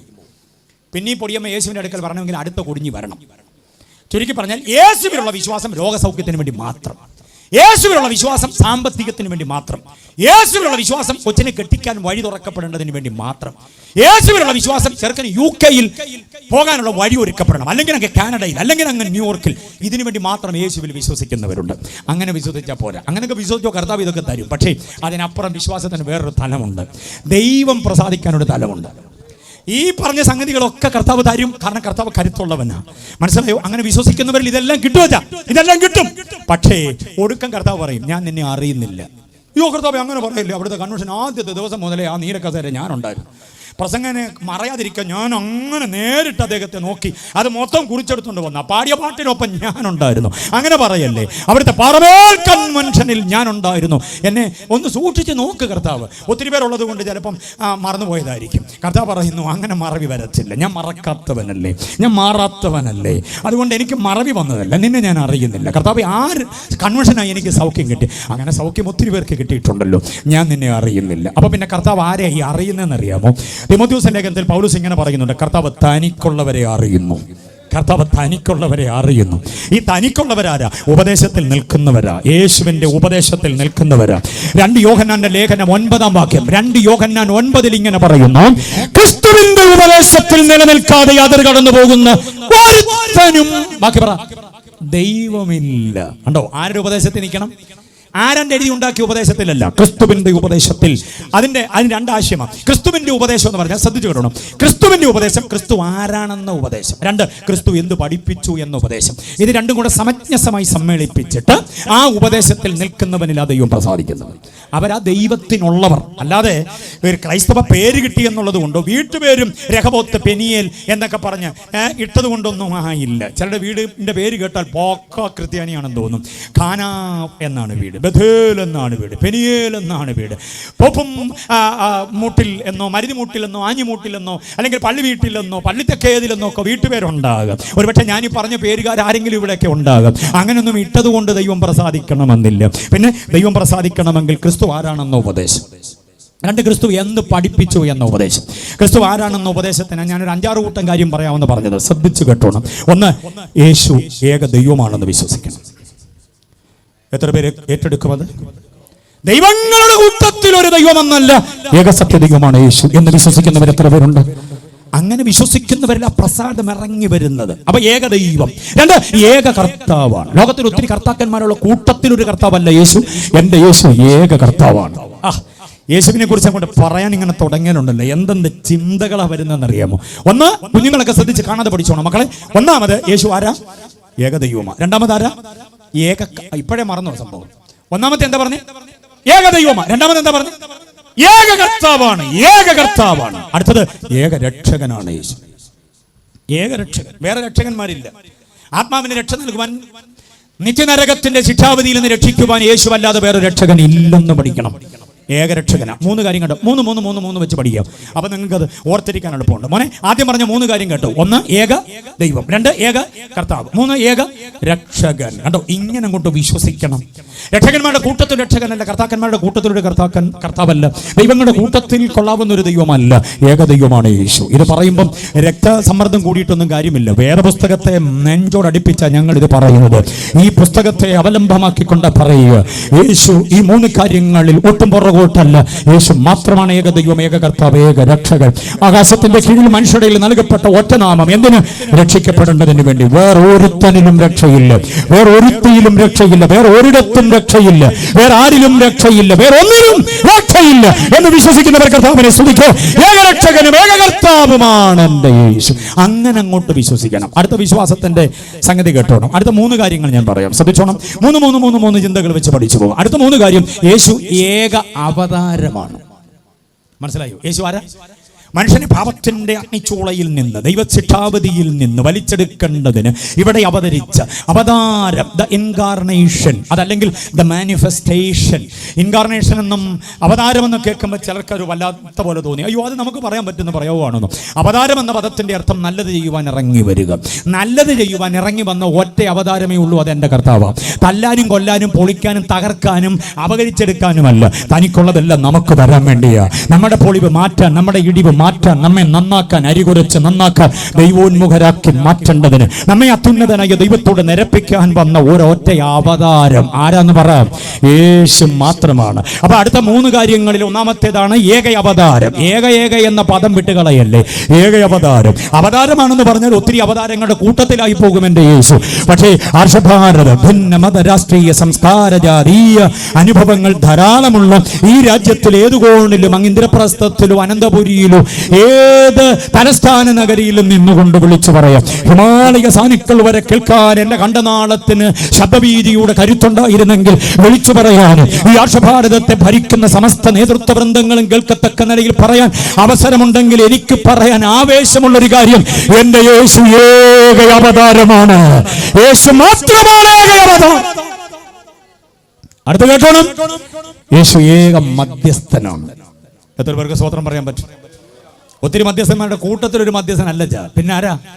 ഏക മധ്യസ്ഥൻ. ദൈവത്തിനും മനുഷ്യർക്കും ഇടയിൽ മറുവിലയായി തന്നെത്താൻ നൽകിയ ക്രിസ്തുയേശു തന്നെ. ക്രിസ്തുയേശുവും എന്നല്ല, ക്രിസ്തുയേശു തന്നെ. സമ്മതിക്കുന്നുണ്ടോ? അത് സമ്മതിച്ചേ പറ്റൂ. ഞങ്ങൾക്ക് വേണ്ടിയും കൂടെ അപേക്ഷിക്കണമെന്ന് പറഞ്ഞ് ഒത്തിരി പേരെ നമ്മൾ ആണി ചോരിക്ക് അങ്ങനെ നിരത്തി നിർത്തിയിട്ടുണ്ട്. വെറുതെയാ. ഒരു കുഞ്ഞു വാക്യം കൊണ്ട് പോലും തെളിവ് കൊടുക്കാനാവാത്ത, വേദപുസ്തകം സമ്മതിക്കാത്ത കുറെ പാരമ്പര്യങ്ങളും ആചാരങ്ങളും ക്രൈസ്തവീയതയിലേക്ക് കുത്തിത്തിരികയിട്ട് വല്ലാത്ത പ്രതിസന്ധി ഉണ്ടാക്കുന്ന ഒരു കുഞ്ഞു വാക്യം പോലും അതിന് തെളിവില്ല. ഉള്ള വാക്യത്തിന്റെ തെളിവ് യേശു മാത്രം മധ്യസ്ഥനാണെന്ന് എത്ര പേര് സമ്മതിക്കുന്നുണ്ട്? അങ്ങനെ വിശ്വസിക്കുന്നവനിൽ ദൈവം പ്രസാദിക്കുന്നത്. യേശുവും മധ്യസ്ഥനാണ്, മറ്റുള്ളവരും മധ്യസ്ഥര. യേശു ഉറങ്ങുന്ന നേരത്ത് അവർ ഉണർന്നിരുന്ന് നമുക്ക് വേണ്ടി മധ്യസ്ഥത ചെയ്യട്ടെ എന്നൊക്കെയുള്ള വിചാരങ്ങൾ ആസ്ഥാനത്ത് യേശു മാത്രം ഏക മധ്യസ്ഥൻ. ഹല്ലേലൂയ. കേട്ടോണം, സമയമില്ലെങ്കിൽ കൂടെ പറയാം. മരിച്ചുപോയവർക്കും ജീവിച്ചിരിക്കുന്നവർക്കും വേണ്ടിയാണ് മധ്യസ്ഥ ചെയ്യേണ്ടത്. അറിയാമല്ലോ, മരിച്ചുപോയവർക്കും ജീവിച്ചിരിക്കുന്നവർക്കും. അങ്ങനെ മധ്യസ്ഥ ചെയ്യേണ്ട മധ്യസ്ഥന്റെ ഏറ്റവും കുറഞ്ഞ യോഗ്യത താൻ മരിച്ചവനുമാകണം, ജീവിച്ചവനുമാകണം. അങ്ങനെ മധ്യസ്ഥൻ വേറെ ആരെങ്കിലും ഉണ്ടെങ്കിൽ പറ, ആരുമില്ല. Price the Lord. ഇനി കേട്ടോണം, രണ്ടാമത്തെ ചിന്ത, മനുഷ്യർക്ക് വേണ്ടി ദൈവത്തോടാണ് മധ്യസ്ഥ ചെയ്യേണ്ടത്. അതുകൊണ്ട് മനുഷ്യന്റെ ദുഃഖങ്ങൾ, വേദനകൾ, ഇല്ലായ്മകൾ, വല്ലായ്മകൾ, നൊമ്പരങ്ങൾ, നെഞ്ചകത്തിലെ വിങ്ങലുകൾ നന്നായി അറിഞ്ഞിട്ടുള്ള മനുഷ്യനുമാകണം. അപ്പൊ തന്നെ അത് പൊറുക്കുവാനും ക്ഷമിക്കുവാനും സഹിക്കുവാനും നീതീകരിക്കുവാനും രക്ഷിക്കുവാനും കരുത്തുള്ള ദൈവമായിരിക്കണം മധ്യസ്ഥൻ. മനസ്സിലാകുന്നുണ്ടോ? മനുഷ്യന് വേണ്ടി ദൈവത്തോട് മധ്യസ്ഥ ചെയ്യേണ്ടവന്റെ കുറഞ്ഞ യോഗ്യത ഇതാ, താൻ മനുഷ്യനുമായിരിക്കണം, ദൈവമായിരിക്കണം. യേശു 50% മനുഷ്യനും 50% ദൈവവുമല്ല. 100% പക്ക മനുഷ്യനും 100% പക്ക ദൈവവുമാണ്. അതുകൊണ്ട് എന്റെ യേശു മാത്രമാണ് ഏക മധ്യസ്ഥൻ. ബോധ്യമായവർ കർത്താവിനെ സ്തുതിച്ചാട്ടെ. വേദപുസ്തകത്തിന്റെ ഉപദേശ സത്യങ്ങളാണ് ഞാൻ പറയുക. അതല്ലെങ്കിൽ പിന്നെ തെളിവ് തരണം. യേശുവും മധ്യസ്ഥന, ഒത്തിരി പേരും അല്ലാതെ ഉണ്ടെന്നുള്ള കാര്യം അതിന് തെളിവില്ലെന്ന് പഠിച്ചോണം. അപ്പം രണ്ടാമത്തെ 3 കാര്യത്തിൽ ഏക അവതാരം, ഏക മധ്യസ്ഥൻ. മൂന്നാമത്തേത് ഏക ആരാധ്യനാണ് കർത്താവ്. എത്ര പേര് സമ്മതിക്കുന്നുണ്ട്? എനിക്ക് മുമ്പ് കർത്താവിന്റെ ദാസനത് പറഞ്ഞു, ആരാധിപ്പാൻ യോഗ്യൻ. ഹല്ലേലൂയ. ആരാധനയ്ക്ക് യോഗ്യൻ എന്റെ യേശു മാത്രമാണ്. മത്തായി സുവിശേഷം 4:10 പറയുന്നു, നിന്റെ ദൈവമായ കർത്താവിനെ മാത്രമേ. ആ മാത്രം എന്ന പദത്തിനടിയിൽ വര കൊടുക്കണം. നിന്റെ ദൈവമായ കർത്താവിനെയും എന്നല്ല, നിന്റെ ദൈവമായ കർത്താവിനെ മാത്രമേ. ആരാധന എവിടെയാണ്, ആരാധന എങ്ങനെയാണ്, ആരാധന ആർക്കു വേണ്ടിയാ എന്നറിയാൻ വയ്യാതെ ഏതാണ്ടൊക്കെ കാട്ടിക്കൂട്ടി ക്രിസ്ത്യാനിയായിട്ട് നടക്കരുത്. ആരാധിപ്പാൻ യോഗ്യൻ എന്റെ യേശു മാത്രമാണ്. എന്നെ അങ്ങും ഇങ്ങും ശ്രദ്ധിക്കുന്ന ഇരുട്ടിന്റെ മറവിലും വെളിച്ചത്തിലോ വീട്ടിനകത്തോ പുറത്തോ എവിടെയായാലും എന്നെ ശ്രദ്ധിക്കുന്നവരോട് ഇന്ന് രാത്രി ദൈവവചനത്തിന്റെ ആധികാരികൾ ഒരു കാര്യം തുറന്നു പറയാം. പെണ്ണിനെ ആരാധിക്കരുത്, ആണിനെ ആരാധിക്കരുത്, മണ്ണിനെ ആരാധിക്കരുത്, ഭൂമിയെ ആരാധിക്കരുത്, സൂര്യനെ ആരാധിക്കരുത്, ചന്ദ്രനെ ആരാധിക്കരുത്, നക്ഷത്രരാശികളെ ഒന്നും ആരാധിക്കരുത്, ഗ്രഹങ്ങളെയോ ഉപഗ്രഹങ്ങളെയോ ആരാധിക്കരുത്, കാട്ടുമൃഗങ്ങളെയോ നാട്ടുമൃഗങ്ങളെയോ ആരാധിക്കരുത്, ഈ ഒഴുകുന്ന പുഴയെ ആരാധിക്കരുത്, അലറിയെടുക്കുന്ന തിരമാലകളുള്ള സമുദ്രത്തെ ആരാധിക്കരുത്, പറവകളെയും പ്രാണികളെയും ആരാധിക്കരുത്. പിന്നെന്തിനെ ആരാധിക്കണം? ഇവയെല്ലാം ഒറ്റ വാക്കിനാൽ ഉളവാക്കിയ ഒരുവനുണ്ട്. അവന്റെ പേരാ സൃഷ്ടിതാവ്. ആ സൃഷ്ടിതാവാണ് ആരാധനയ്ക്ക് യോഗ്യനായവൻ. വിശ്വസിക്കുന്നവരെന്ന് ആരാധിച്ചോ കർത്താവിനെ. ആ കരമടിച്ചൊന്ന് സ്തുതിച്ചോ. ആരാധനയ്ക്ക് യോഗ്യനായ മാത്രം. ഹല്ലേലൂയ. Praise the Lord. ഇതറിയാൻ വയ്യാതെ അവിടെ ഇവിടെ ആരാണ്ടൊക്കെ ആരാധിച്ചിട്ട് സമയം കിട്ടുന്നുണ്ടെങ്കിൽ യേശു മാറാത്തവൻ എന്ന പാട്ടുപാടാൻ കൂടുന്നത് ഇരട്ടത്താപ്പാണ്. ആരാധ്യൻ ആരാന്ന് തിരിച്ചറിഞ്ഞിട്ട് തന്നെ ആരാധിക്കണം. അവിടെ ഇവിടെ നേർച്ച കാഴ്ചകൾ, തർപ്പണങ്ങളൊക്കെ ഇട്ടിട്ട് യേശുവിന്റെ കൂടെയും കൂടുക. മനസ്സിലാകുന്നുണ്ടോ? അത് ആത്മീക വ്യഭിചാരമാണ്. ആരാധനയുടെ ഏറ്റവും വലിയ കാഴ്ചപ്പാട് ആരാധ്യനാരാണെന്നുള്ളത്. അത് കർത്താവ് തന്നെയാണ്. അതാണ്. അപ്പം 6 കാര്യം കിട്ടിയില്ലേ? ഒന്നാമത് പറഞ്ഞത് എന്താണ്? യേശുവിനെ കുറിച്ച് ആദ്യം ഞാൻ പറഞ്ഞത് ഏക ദൈവം, രണ്ടാമത് പറഞ്ഞത് ഏക കർത്താവ്, മൂന്നാമത് പറഞ്ഞത് ഏക രക്ഷകൻ, നാലാമത് പറഞ്ഞത് ഏക അവതാരം, അഞ്ചാമത് പറഞ്ഞത് ഏക മധ്യസ്ഥനാണ്, ആറാമത് പറഞ്ഞത് ഏക ആരാധ്യനാണ്. ഇനി വേണോ 3 കാര്യം കൂടെ തരാം. അടുത്ത കേട്ടു, ഏകനാഥനാണ് കർത്താവ്. ഏകനാഥൻ. യൂദായുടെ ലേഖനം പറയുന്നുണ്ട് ഏകനാഥൻ. ഏക ചേർത്താ പറയുക. അടുത്തത് ഏക യോഗ്യനാണ് എൻ്റെ കർത്താവ്. മനസ്സിലായോ? അടുത്തത് ഏക ജയാളിയാണ് എൻ്റെ കർത്താവ്. സമസ്ത മണ്ഡലങ്ങളിലും ജയം പ്രാപിച്ചത് എൻ്റെ യേശു മാത്രമേ ഉള്ളൂ. തോറ്റു തുന്നം പാടിയ നിരവധി ആളുകളെ എടുത്തങ്ങോട്ട് കാണിക്കാം. പെട്ടകത്തിന് മുമ്പിൽ നൃത്തം ചെയ്ത ദാവീദിനെ നമുക്ക് ഭയങ്കര ഇഷ്ടമാണ്. സങ്കീർത്തനം കൊണ്ട് വിപ്ലവമുണ്ടാക്കിയ ദാവീദ്, പെട്ടകത്തിന് മുമ്പിൽ രാജാവാണെന്ന് സ്വയബോധം മറന്ന് പഞ്ചിനൂലങ്കി ധരിച്ച് നൃത്തം ചെയ്യുന്ന ദാവീദിനെ നമുക്ക് ഇഷ്ടമാണ്. ഇത്രമാത്രം ലാളിത്യമുള്ള, ഇത്രമാത്രം എളിമയുള്ള, താഴ്മയുള്ള, വിനയമുള്ള, വിധേയത്വമുള്ള ദാവീദ് എന്നൊക്കെ പറഞ്ഞ് നമുക്കങ്ങ് സന്തോഷിക്കാൻ വരട്ടെ. അല്പമണിക്കൂറുകൾ കഴിഞ്ഞപ്പോഴാണ് മട്ടുപ്പാവിലേക്ക് കയറിപ്പോയപ്പോഴാണ് കണ്ട കാഴ്ചയിൽ, അരുതരുതാത്തൊരു കാഴ്ചയിൽ കണ്ണുടക്കി പോയിട്ട് ഊരിയാവിന്റെ ഭാര്യയുടെ ശരീരശാസ്ത്രത്തിന്റെ മുമ്പിൽ തരികിടതിത്തയിന്ന് തറയെപ്പോയി. ഏറ്റവും ഒടുവിൽ കാലങ്ങൾ പലത് കഴിഞ്ഞപ്പം, മാസങ്ങൾ, കാലമെന്ന് പറയാൻ പറ്റില്ല, മാസങ്ങൾ പലത് കഴിഞ്ഞ് നാഥാന്റെ നീണ്ട വിരൽ തന്റെ നേരെ വന്നപ്പോഴാണ് 51-ാം സങ്കീർത്തനം കുംഭസാരമായി പാടിയത്. തോറ്റുപോയൊരു സ്ത്രീ സൗന്ദര്യത്തിന്റെ മുൻപിൽ. അറിയാമോ, അങ്ങനെ പലരും ചിലരുമുണ്ട്. കസേരയ്ക്ക് വേണ്ടി തോറ്റവരുണ്ട്, യുദ്ധത്തിൽ തോറ്റുപോയവരുണ്ട്, ജഡത്തിന് മുമ്പിൽ മുട്ടുകുത്തിയവരും പിശാചിന്റെ മുമ്പിൽ മുട്ടുകുത്തിയവരുമുണ്ട്. പക്ഷേ എല്ലാ മേഖലയിലും ജയം പ്രാപിച്ച ഒറ്റ ജയാളി അവന്റെ യേശു മാത്രമാണ്. ഏകനാഥൻ, ഏക യോഗ്യൻ, ഏക ജയാളി. 9 കാര്യം കിട്ടിയോ? 2 ദിവസം കഴിഞ്ഞ് 9 കാര്യം ചോദിച്ചാൽ ഒരുപോലെ പറയുമോ? ഈ 9 എണ്ണം 9 കൊണ്ടുപോകണ്ട, 10 എണ്ണം ആയിക്കോട്ടെ. 10 റൗണ്ട് ഫിഗർ അല്ലേ? അവസാനം 10ാമത്തെ കേട്ടോണം, ഏക ന്യായാധിപനാണ് എൻ്റെ യേശു. ഏക ന്യായാധിപൻ, എല്ലാവരെയും ന്യായം വിധിക്കാൻ കരുത്തുള്ള ഒരുവനെ ഉള്ള എൻ്റെ യേശുവ. ഈ രാത്രി യേശുവിനെ കുറിച്ച് കേട്ടതിൽ സന്തോഷമുണ്ടോ പ്രിയരെ? എൻ്റെ കർത്താവ് ആരാന്ന് മനസ്സിലായോ? യേശുവിനെ ഇങ്ങനെ വിശ്വസിക്കുമ്പോൾ ദൈവം നമ്മിൽ പ്രസാദിക്കുന്നത്. വേറെ പലരെയും ചിലരെയും വിശ്വസിക്കുകയും അവർക്ക് കൊടുക്കാനുള്ളത് കൊടുക്കുകയും യേശുവിന് കൊടുക്കാനുള്ളത് കൊടുക്കുകയും കൂടെ ചെയ്യുന്നതിൽ ദൈവം പ്രസാദിക്കുന്നു എന്നുള്ളതല്ല, യേശുവിനെ മാത്രം, യേശുവിൽ മാത്രം. എന്നിട്ട് ഈ യേശുവുമായിട്ടുള്ള നമ്മുടെ ബന്ധം എങ്ങനെ ആയിരിക്കണം? ദൈവം പ്രസാദിക്കാൻ യേശുവുമായിട്ടുള്ള നമ്മുടെ ബന്ധം എങ്ങനെ ആയിരിക്കണം എന്നറിയാമോ? യേശുവിന്റെ കൂടെയല്ല, യേശുവിൽ ആകണം. എവിടെ ആകണം? കുഞ്ഞുങ്ങളൊക്കെ ശ്രദ്ധിച്ചോണം. യേശുവിനോട് കൂടെയല്ല, not with Christ but in Christ. ക്രിസ്തുവിന്റെ കൂടെയല്ല നമ്മൾ ആകേണ്ടത്. പിന്നെ എവിടെയാ? ക്രിസ്തുവിൽ. 1 യോഹന്നാൻ ലേഖനം 2-ാം അധ്യായം 27-ാമത് വാക്യം, അല്ല 28-ാമത് വാക്യം. 1 യോഹന്നാൻ 2:28 അവിടെ ഇങ്ങനെ പറയാ, കുഞ്ഞുങ്ങളെ, അവന്റെ പ്രത്യക്ഷതയിൽ നമുക്ക് ധൈര്യമുണ്ടാകേണ്ടതിന്, അവന്റെ പ്രത്യക്ഷതയിൽ നമ്മൾ എത്തിച്ചു പോകാതിരിക്കേണ്ടതിന് അവനിൽ വസിപ്പീൻ. ആരിൽ വസിക്കണം? യേശുവിൽ. അതുകൊണ്ടാണ് എഫെസ് ലേഖനം, റോമാ ലേഖനം, കൊലോസ്യ ലേഖനം അടക്കമുള്ള ലേഖനങ്ങളിൽ ക്രിസ്തുവിൽ, പ്രിയനായവനിൽ, കർത്താവിൽ, ക്രിസ്തുവേശുവിൽ എന്നൊക്കെ പറഞ്ഞിരിക്കുന്നത്. ദൈവം നമ്മെ തെരഞ്ഞെടുത്ത് ക്രിസ്തുവില, ദൈവം നമ്മെ മുൻ നിയമിച്ചത് ക്രിസ്തുവില, ദൈവം നമ്മെ മുൻ നിയമിച്ചത് ദത്തെടുത്ത് ക്രിസ്തുവില. മനസ്സിലാകുന്നുണ്ടോ? അപ്പൊ ക്രിസ്തുവിൽ എന്നുള്ള പ്രയോഗം, in him, in Lord, in Jesus, in Christ, in beloved, in Christ Jesus എന്ന ഇംഗ്ലീഷിലെ ഇൻ ഇൻ ഇൻ ഇൻ എന്ന പ്രയോഗം, മലയാളത്തിലെ ഇൽ ഇൽ ഇൽ ഇൽ എന്ന പ്രയോഗം എത്ര അർത്ഥസമ്പുഷ്ടമാണെന്നറിയാമോ? ക്രിസ്തുവിൽ വാസം ചെയ്യുന്നവർ. അതുകൊണ്ടാണ് പാട്ടുകാരൻ പറയുന്നത്, ഞാനിനി അവനിലും അവനിനി എന്നിലും. ആ ആത്മലയന ബന്ധം എത്രമാത്രം ദൃഢമാണോ അതാണ് ക്രിസ്തീയ ജീവിതം. അവരിൽ അധികം പ്രസാദിക്കുന്നത്. ഇന്ന് രാത്രി ഒരു പുനർവിചാരണയ്ക്ക് സമയം തരിക. കർത്താവിൽ ആണോ? കർത്താവിനോട് കൂടെയാണ്. കർത്താവിനോട് കൂടെയായിരുന്നു ശിഷ്യന്മാർ. യൂദാ ഒഴികെ ബാക്കിയുള്ളവരെല്ലാം കർത്താവിനോട് കൂടെയായിരുന്നു. ഗത്സമന തോട്ടത്തിൽ അല്പമകലം വിട്ടിരുന്നെന്ന് മാത്രമേ ഉള്ളൂ. പക്ഷെ പന്തവും കുന്തവും വാളും വടിയുമായി ചേവകരവനെ പിടിച്ചു കെട്ടിക്കൊണ്ട് പോകാൻ വന്നപ്പോൾ കൂടെ ഇരുന്നവരെല്ലാം ഏതുവഴിയൊക്കെ ഇറങ്ങിപ്പോയെന്നൊരു പിടിയില്ല. അറിയാമോ? പക്ഷെ ക്രിസ്തുവിൽ വാസം ചെയ്യുന്ന ഒരുവൻ പറയുന്നു, മരണമോ ആപത്തോ വാളോ നഗ്നതയോ സങ്കടമോ എന്ത് വന്നാലും, ഉയരത്തിനുള്ളതോ ആഴത്തിനുള്ളതോ, വന്നതോ വരാനുള്ളതോ, ഉയരത്തിനുള്ളതോ ആഴത്തിനുള്ളതോ എന്ത് വന്നാലും ക്രിസ്തുവിൽ നിന്ന് എന്നെ വേർപെടുത്താൻ കഴിയില്ല. ആ ഒരു സമർപ്പണം, ആ ഒരു തീഷ്ണത, ആ ഒരു തീവ്രത, ആ ഒരു ക്രാന്ത ദർശനത്തിന്റെ സമർപ്പണം എത്ര പേർക്കുണ്ട്? അവരിലാണ് ദൈവം പ്രസാദിക്കുന്നത്.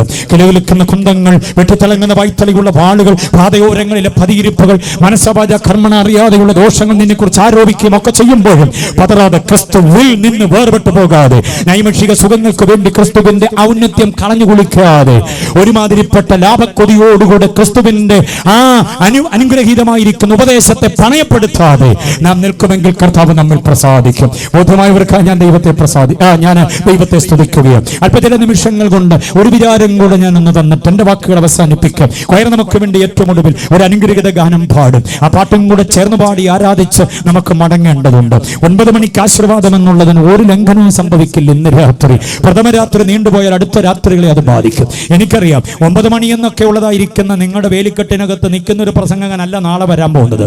10 മണി കഴിഞ്ഞ് പോകാനുള്ള ഒരുക്കത്തോടെ വന്നോണം നാളെ. പക്ഷെ ഞാൻ 9 മണിക്ക് തന്നെ നിർത്തിത്തരാം. പക്ഷെ അതിന് മുമ്പൊരു വിചാരം കൂടെ തരാം. നാളെ ആൾ വരാതിരിക്കാൻ വേണ്ടി ഞാൻ പാരപണിതെന്ന് പറയല്ലേ, കേൾക്കാൻ വേണ്ടിയുള്ള താല്പര്യത്തോടെ വന്നോണം. ദീർഘസമയം തിരുവചനത്തിന്റെ ആലോചനകൾ നൽകാൻ കഴിയുന്ന ഒരു കർത്തൃദാസന കേട്ടോണം. ഓക്കെ, അവനിൽ വിശ്വസിക്കുന്നവരിൽ ദൈവം പ്രസാദിക്കും. അതാണ് കർത്താവ് പറയുന്നത്. ആരിലാ ദൈവം പ്രസാദിക്കുന്നത്? യേശുവിൽ വിശ്വസിച്ചാൽ എന്താ കിട്ടുക? 1, 2, 3, 4, 5, 6 കാര്യങ്ങൾ ചേർത്ത് പറയാം, വായിപ്പിക്കുന്നില്ല. 1, യേശുവിൽ വിശ്വസിക്കുന്നവന് പാപമോചനം.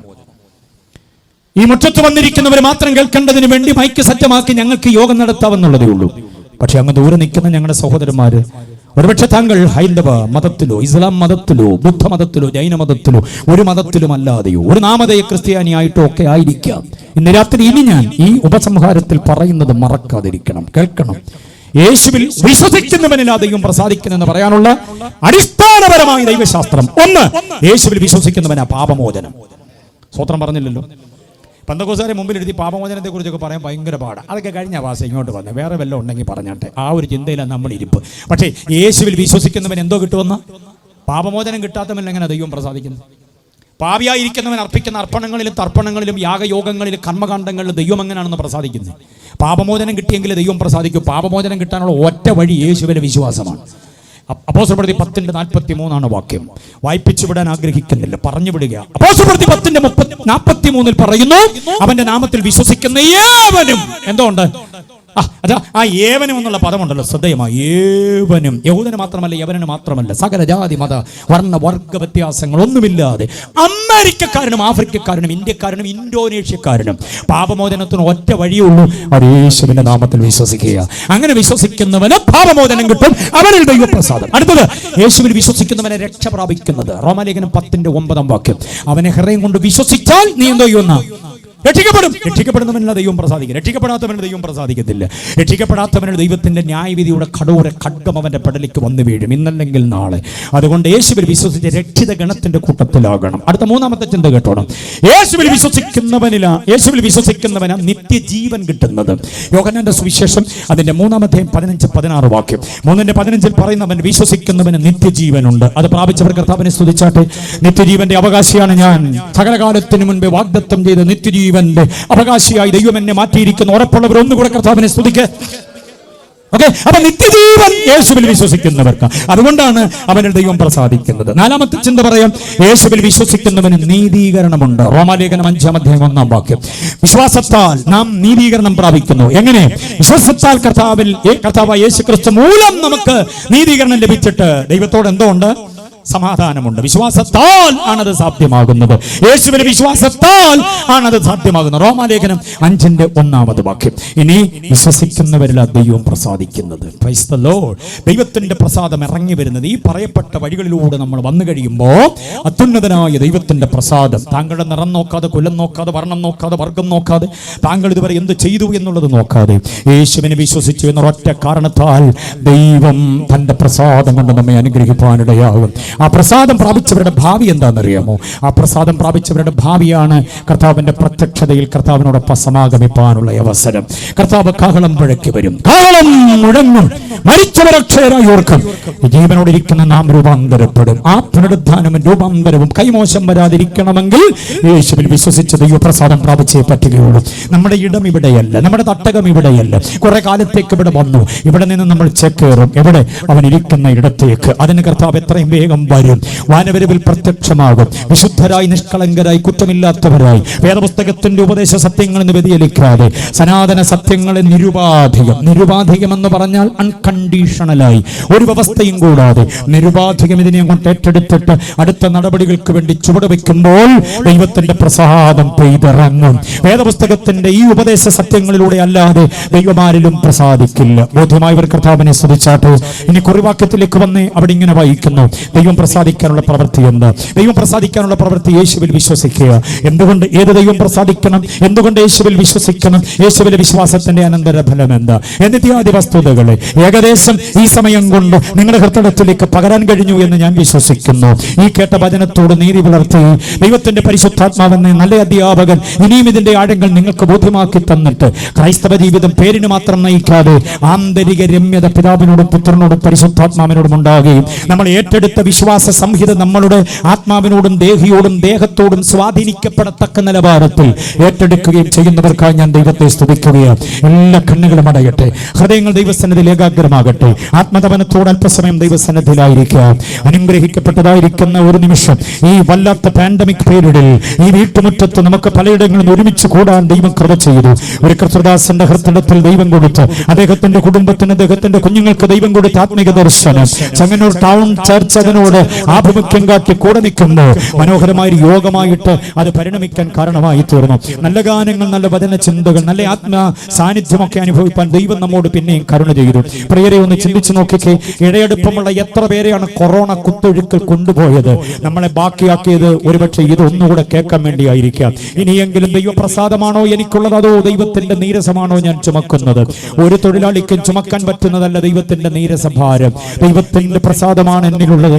എന്റെ രാത്രി, എന്റെ പകൽ, എന്റെ ജീവിതാനുഭവങ്ങൾ, എന്റെ ചലനങ്ങളിൽ ദൈവം പ്രസാദിക്കുന്നു എന്ന് ഉറപ്പുള്ളവരായി നമുക്ക് മുറ്റം വിടാനിടയാകട്ടെ. ഒരു നിമിഷം എഴുന്നേറ്റ് നിൽക്കൂ. ദൈവസന്നിധിയിൽ കൊയർ നമുക്ക് വേണ്ടി ഈ വരികളെ ചേർന്ന് പാടുമ്പോൾ ആവേശത്തോടെ, ആത്മസമർപ്പണത്തോടെ, ആത്മാവിൽ നിറഞ്ഞു നിന്ന് പാടി കർത്താവിനെ നമുക്ക് മഹത്വപ്പെടുത്താം. എല്ലാ കണ്ണുകളും അടയട്ടെ, ഹൃദയങ്ങൾ ദൈവസന്നിധിയിൽ ഏകാഗ്രമാകട്ടെ.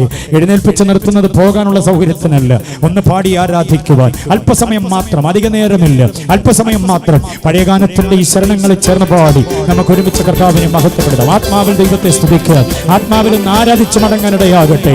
അഭിഷക്ത ദൈവദാസന്മാർ ഇവിടെയുണ്ട്, ആത്മനിറവ് പ്രാപിച്ച ദൈവമക്കൾ ഇവിടെയുണ്ട്, ആത്മസാന്നിധ്യം ഇവിടെയുണ്ട്, തേജോമയനായ ദൈവത്തിന്റെ വലിയ സാന്നിധ്യം ഇവിടെയുണ്ട്. ചേർന്ന് പാടി കർത്താവിനെ സ്തുതിക്കുകയാണ്. ഹല്ലേലൂയ.